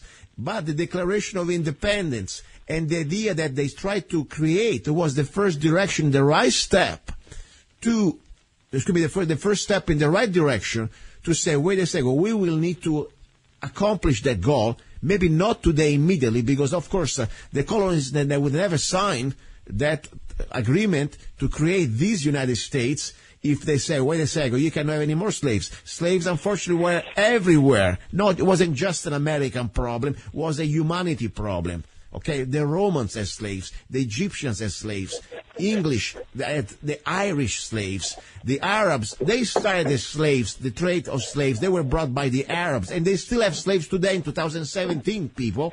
So that's the reality. But America was trying to, exactly right. Try to create the first example. We gotta stop this. All human are created equals, and we have rights. Don't come from the government, but come from God if you believe in God, or they are inside you the moment that you were born. That, for me, was the most powerful thing that motivated me to come to this country. It wasn't about the money, it wasn't about the business, or about anything else. It was the opportunity that finally I found a place on paper that we have this. And it's up to us to keep it alive and to take it back. That's the bottom line. That's the way you do it, like that, like yourself, And I tell you, I want to tell you, you inspire me now. I have a bunch of this Constitution hanging around the house. Guess what? I'm going to have always one in my pocket wherever I go. And if somebody get irritated, it's called too bad. Somebody wants maybe to have a conversation. If I have time, I like to talk about it. And I want to thank you for what you're doing, Al, really. You're welcome. Very good. Listen, Al, I want to, next time I come down to Prescott, I would like to come and meet you in person. Maybe we can have, I don't know, coffee or beer or whatever you like. And that'll be terrific. I love coffee. I love coffee. I'm even thinking of buying some of your Zanna coffee. That'll be terrific. And I appreciate it. That's the way also we support the show, and we keep the show completely free. I don't need to go around begging for sponsors. Sometimes, when we talk about these things, you're crazy. Can't talk about that. Guess what? We are not crazy. We have freedom of speech, and that's why, because also we are independently, economically independent. We create the products here.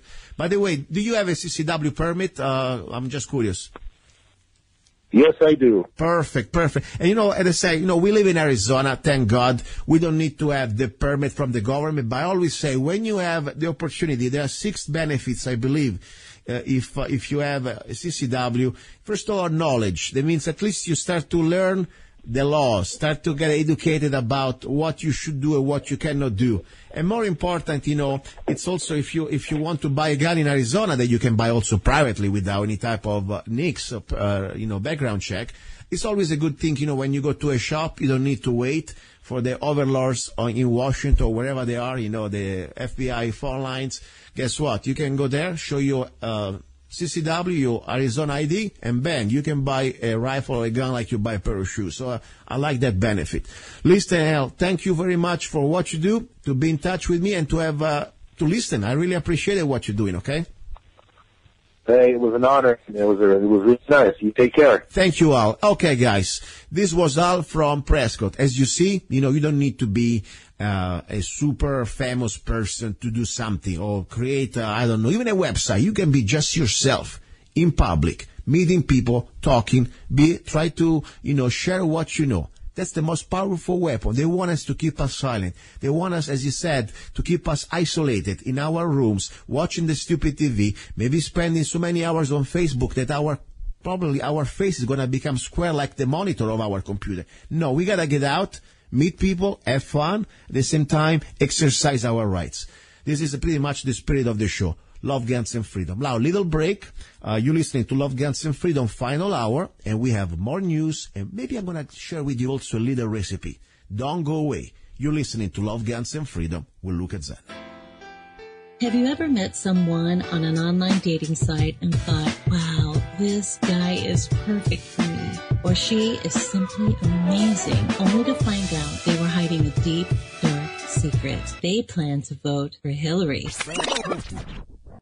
FreedomLovers.us was created for singles who want to exchange ideas and a love for freedom. People who are looking for solutions to create and defend freedom in the real world, and at the same time, getting that once-in-a-lifetime chance to find their true soulmate. Whether you are interested in meeting your soulmate, making new friends, networking, or hanging out with that like-minded liberty lover, visit FreedomLovers.us. It's the first free dating site and community. So patriots, don't waste your time with other dating sites. FreedomLovers.us is the place where like-minded singles really live. And we are back on the air. You're listening to Love, Guns, and Freedom with Luca-zanna. I would like to remind you, by the way, I didn't play in a while, FreedomLovers.us. It's a website that I started and created completely free. Yes, it's an act of love. And it's a place where you can meet like-minded people. You do not need to go there just to date or to find girlfriends or boyfriends. Even if you're married or if you're, let's say, already engaged or whatever. You can go there and meet friends, okay? It's free. You can create a profile, upload your photos, videos, blogs. What is beautiful about that is created to somehow connect like-minded people. FreedomLovers.us. 100% free. You don't even need to, even ask about your real name. You can put whatever name you want. I don't care. And of course, no credit cards, nothing. What is the angle, Luca? Why are you doing this? Guess what? That's the way I share whatever I can do, because I really like to create an idea that you can have like-minded people. They can go there and we can connect, maybe do business. You can network. You can share ideas. Maybe you can find each other, even friends. We need each other. As we were talking with Al, we need each other, like-minded people. At the end of the day, this world can be a very lonely place when you're surrounded by zombies. And I like to have a place that, we can have at least one thing in common. We respect each other and we believe in freedom. Simple as that. We do not need to agree on everything, of course. But at least we respect each other and we believe in personal freedoms. We are individuals. Okay? Simple as that. And of course, then, in this way I can also appreciate you can support the show and promote the show. That's an idea, I give back to you guys, and hopefully you can help me out to promote the show, and also, of course, buy Zanna coffee. Don't forget that. Any other things I do. Now, a fun moment. This is the hour about our humanity, as I said. We talk about serious topics during the first and the second hour, and this is serious too. Because at the end of the day, if we do not relax at night, if we do not have a chance to reconnect with our feelings, with our humanity, it's not worth it. I mean, the Vikings say, we hump at night and we fight during the day. I'm not saying here to hump, but I'm saying here, let's have fun. Let's share love, okay? Of course, if you want to hump, it's up to you, okay? Nothing wrong with that. But I'm saying, let's have fun. Let's enjoy our humanity. That's the spirit also of the show. So, I do serenades. That's a little Italian part of me. I enjoy singing under the shower, and I also enjoy singing for friends. And of course, also I do this on the air. So now, I just spoke with Al, my guest from Prescott, Arizona, who really interesting guy. We had a few minutes before. And now I say, you know what, Al, I like you, man. I like what you do, and I like to give a little gift to your lady. I know the guy is married, and he has a woman, a lady, a wife.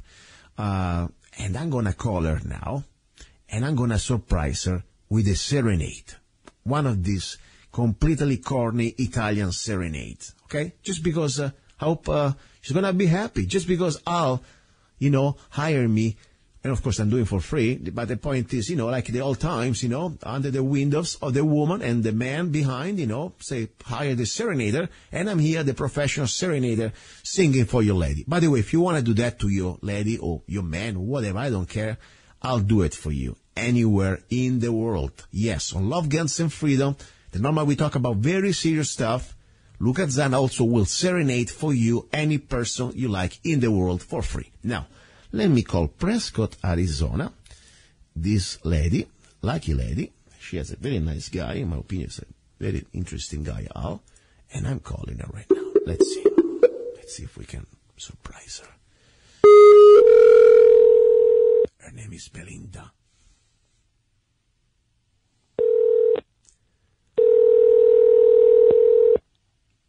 Hopefully she doesn't hang up. Thinks I'm a telemarketer from Italy. Belinda, don't hang up.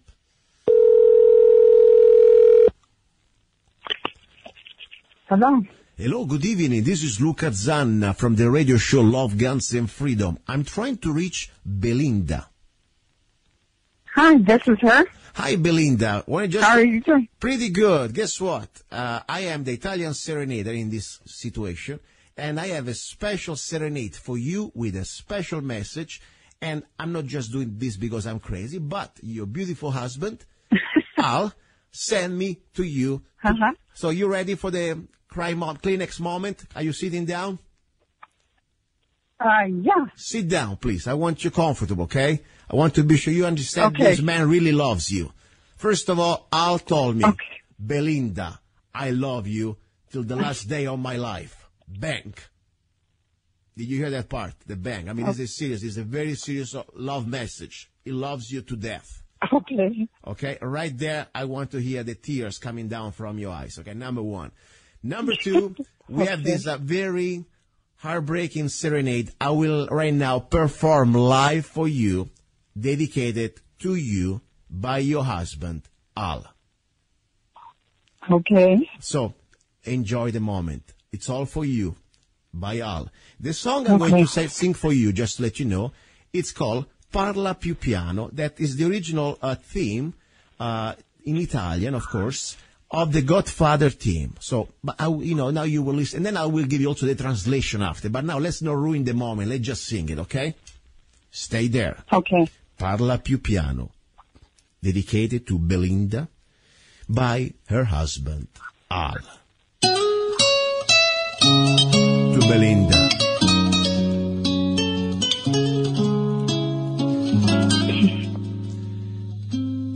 Parla più piano e nessuno sentirà.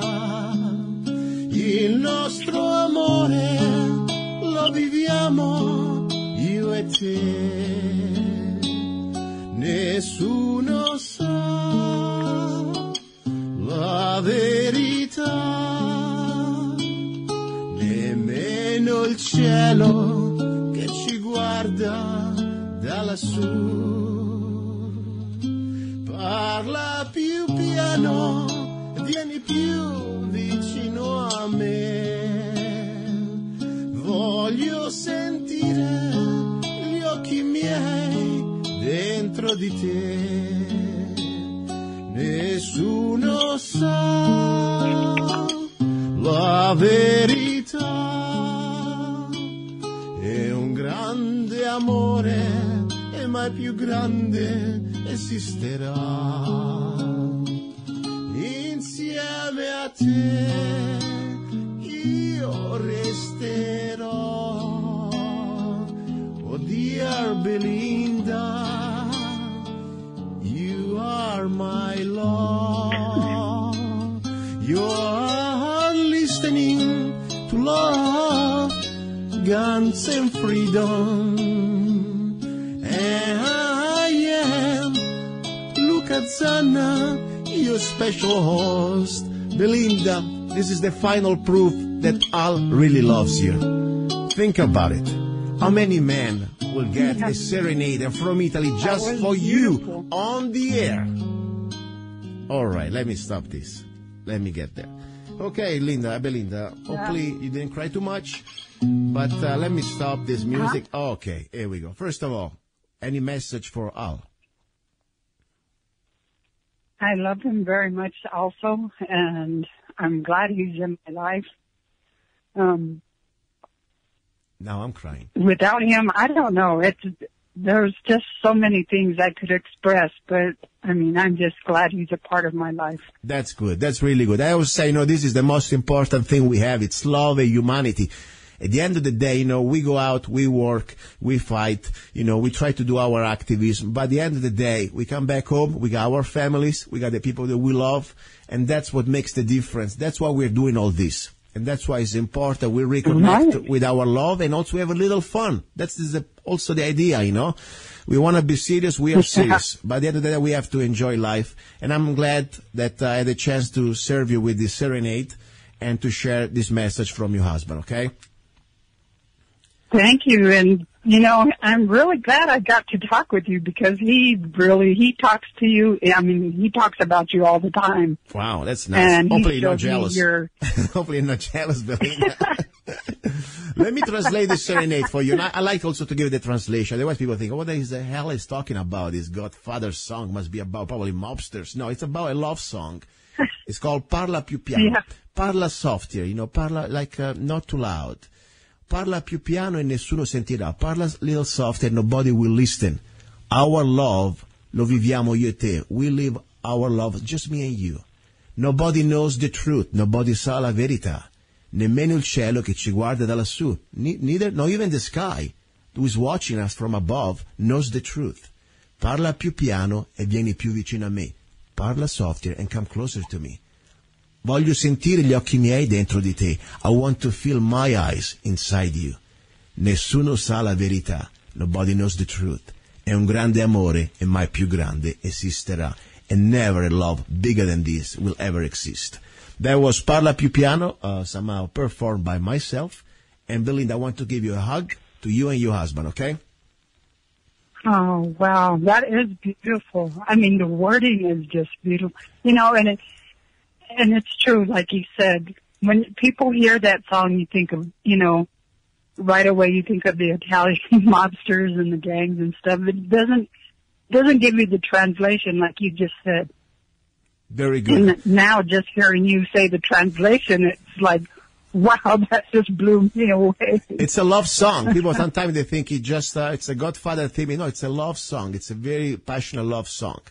And listen, I want to say, maybe next time I will deliver a serenade to Al dedicated by you, okay? Maybe we can exchange roles next time. Yeah. Let's do that, okay? Well, we'll have to see what when we get a chance, we'll have to come down and visit you. That would be very nice. I make pretty decent pasta, and right now I'm kind of in a little bit of a moving things, but let's be in touch, and I hope to see you soon. We don't live that far. We're in the same state, just a couple hours away, and I'm proud to call you brother and sister, okay?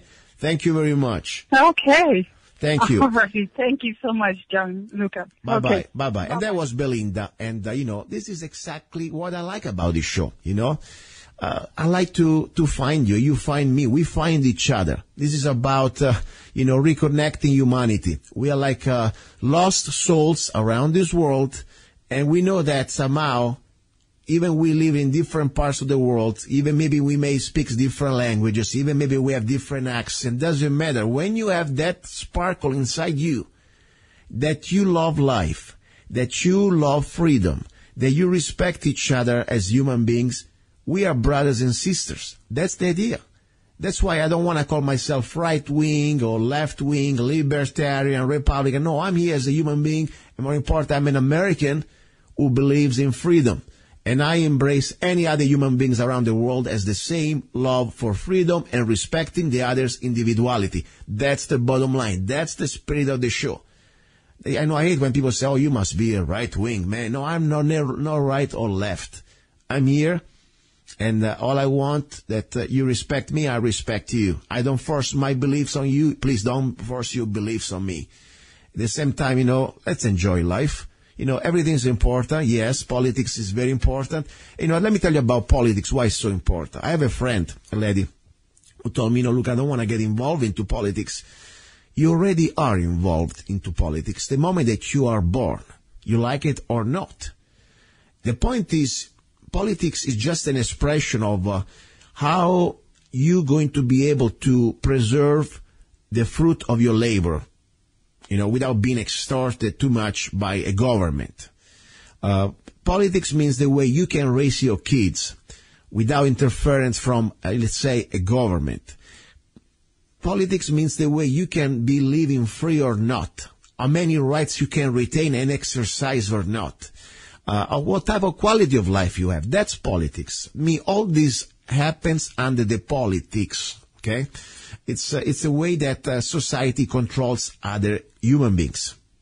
They get together and they elect people that they think they have the type of authority to create laws to rule others.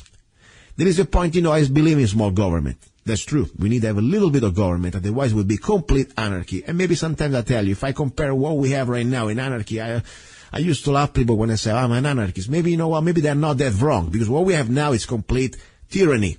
Believe it or not, we are under, people may say we are not that bad. Guess what? We are pretty bad. $20 trillion in debt, complete destruction of our Bill of Rights, wars after wars, unconstitutional wars. Living almost in a police state after all these years. Yeah. Really, what is doing for you, the federal government? Anything good? Maybe we'd be better with just the local governments, but that's another story. My point is this, we want to try to respect each other, and politics is the way that if we don't get involved, evil people will rule you. That's the bottom line. So when you say, I don't want to get involved in politics, it's up to you. You may say, I don't want to just try to defend myself, or you want to try to defend yourself. And I think the way to engage these bastards, these wannabe tyrants, is be involved into politics. So that's why you got to vote. More important, why you got to be part of your local government, even just as a presence, and be vocal, polite. I always say respectfully. That means that, we don't use violence, but we use our First Amendment without any type of shyness. Okay? You should be proud to be in America, because you can exercise the First Amendment differently from many other parts of the world that you cannot, unfortunately, have that right. So that's the story. So yes, let's enjoy life, and let's also get involved into politics in a fun way. Now, let me have another little break, and then we will conclude this episode of Love, Guns, and Freedom. By the way, as I said, if you have a special person out there you would like to dedicate a serenade, guess what? Call me, go to lovegunsfreedom.com, and at the end you will find my email. Send me an email, say, Luca, can you play the serenade for me? Yes. All you need to have, give me a phone number, and we organize the time and day, and I'll surprise your beloved one, okay? Don't go away. You're listening to Love, Guns, and Freedom with Luca-zanna. Ciao. He's a songwriter, a poet, a rifleman, I'm not afraid. and a constitutional activist. I'm not afraid. Italian by birth, I'm not afraid. American by choice. Gianluca Zanna I'm not afraid. and his new CD, Love, Guns, and Freedom. 16 powerful songs on one CD from the heart of a patriot.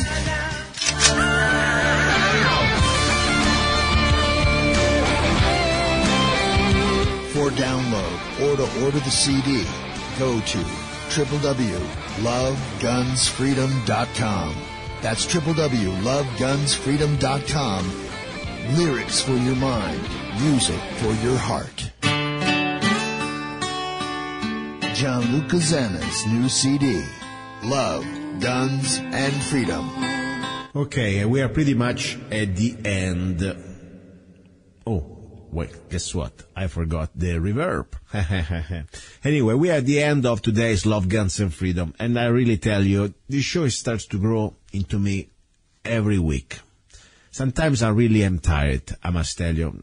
I don't share all my dramas, my life, my things. I do a lot of things. Many things, of course, I do them because I enjoy them. Sometimes I have to do things because I have to do it. So, it's now, even if it's a 3 hours Sunday show, it takes it takes efforts, it takes love, and it takes time from, of course, other things I have to do. So, it's an effort. It is not just, let's just go down and start to blast around for 3 hours. No. I try to take pride when I come here. I try to bring you always the best news I can. But I tell you, it's also, I don't know how to explain to you, from a human point of view, it's a great sense of gratification to meet all these people, that I never had a chance to meet otherwise, to know each other, to find each other, and to learn from each other, seriously. I mean, I'm not kidding when I say I learn from you. Or I get inspired from you, or we inspire each other. I mean, I had the opportunity to meet incredible people on this show. People that probably, they are completely from another type of cultural background, or, for example, I still remember, this great lady, from Denmark talking about all these different type of traditions from North Europe. I mean, I'm really fascinated about this stuff, okay? Like, for example, Soren, and, people from around the parts of the world, and things that really I never had a chance to learn otherwise. So it's a great opportunity. And then, of course, look, Al, this guy from Prescott, next door to me, just reminding us, you don't need to be famous, you don't need to have a microphone, you don't need to be anything, just to be yourself. Don't be afraid to express yourself. Go out there and spread what you know. And what we know now here, it's one thing. There should be pretty much a common denominator to everybody. Our Bill of Rights. Let's start with that. Before even the Constitution, let's start with the Bill of Rights that belong to any human being. Okay? That's it. How can we divide each other? Unless you're a completely, evil person out there, I don't think anybody really wants to say, no, you don't have freedom of speech, shut up. Or no, you don't have, of course, there are people that they pick and choose what rights you should have, how much of your rights you should have, but that's another story. I think we really should get connected, destroying the barriers of party system when we start to look together at our Bill of Rights, and we use that as a foundation. Now, before I close, I want to say I thank you for your support. I want to remind you I have an ebook out there on Amazon, Lyrics and Poems by Gianluca Zanna. It's my collection of more than 100 songs that I wrote and published since I came to America. I will play right now one of my songs, I'm Lost Into Your Eyes. This is the acoustic remake. The song originally was born as some sort of a dance format song, and I like this one even more. It's a acoustic guitar, and it's a love song. See, this is the hour about love. So please, if you want to support the show, you don't need to send me a check. No, go to Amazon.com, Lyrics and Poems, just $2.99. Probably not even the cheapest coffee out there in a Starbucks. And at that point, you can enjoy my songs, all the lyrics, all the poems, or at least some of the poems I wrote. And of course, some of my crazy ideas. That's my thoughts, my philosophy, put it this way. And at that point, I really appreciate you. That's all I can say. In this way, you can also support the show. Now, if you want to be on the show, I remind you, I would like to have you. Please, when you come on the show, you know the story. We talk about things that normally on other shows don't talk or are not allowed to talk. So, you're welcome. Between love, guns, and freedom. These are the topics. If you want to talk about Kardashian and football, I'm sorry. There are other stations can do that. But when it comes down to local, state, or federal government, your rights, our rights, and how to take our rights back, I want you on. If you want to talk about guns, please. Don't forget, by the way, we are going to have a class in Havasu City for CCW class. Exactly the 22nd of this month. So don't forget, go to azccw.us, azccw.us, Sunday the 22nd, and you will see the information. Talk to you later. Talk to you next Sunday, God's willing. You've been listening to Love, Guns, and Freedom with Luca-zanna. Ciao.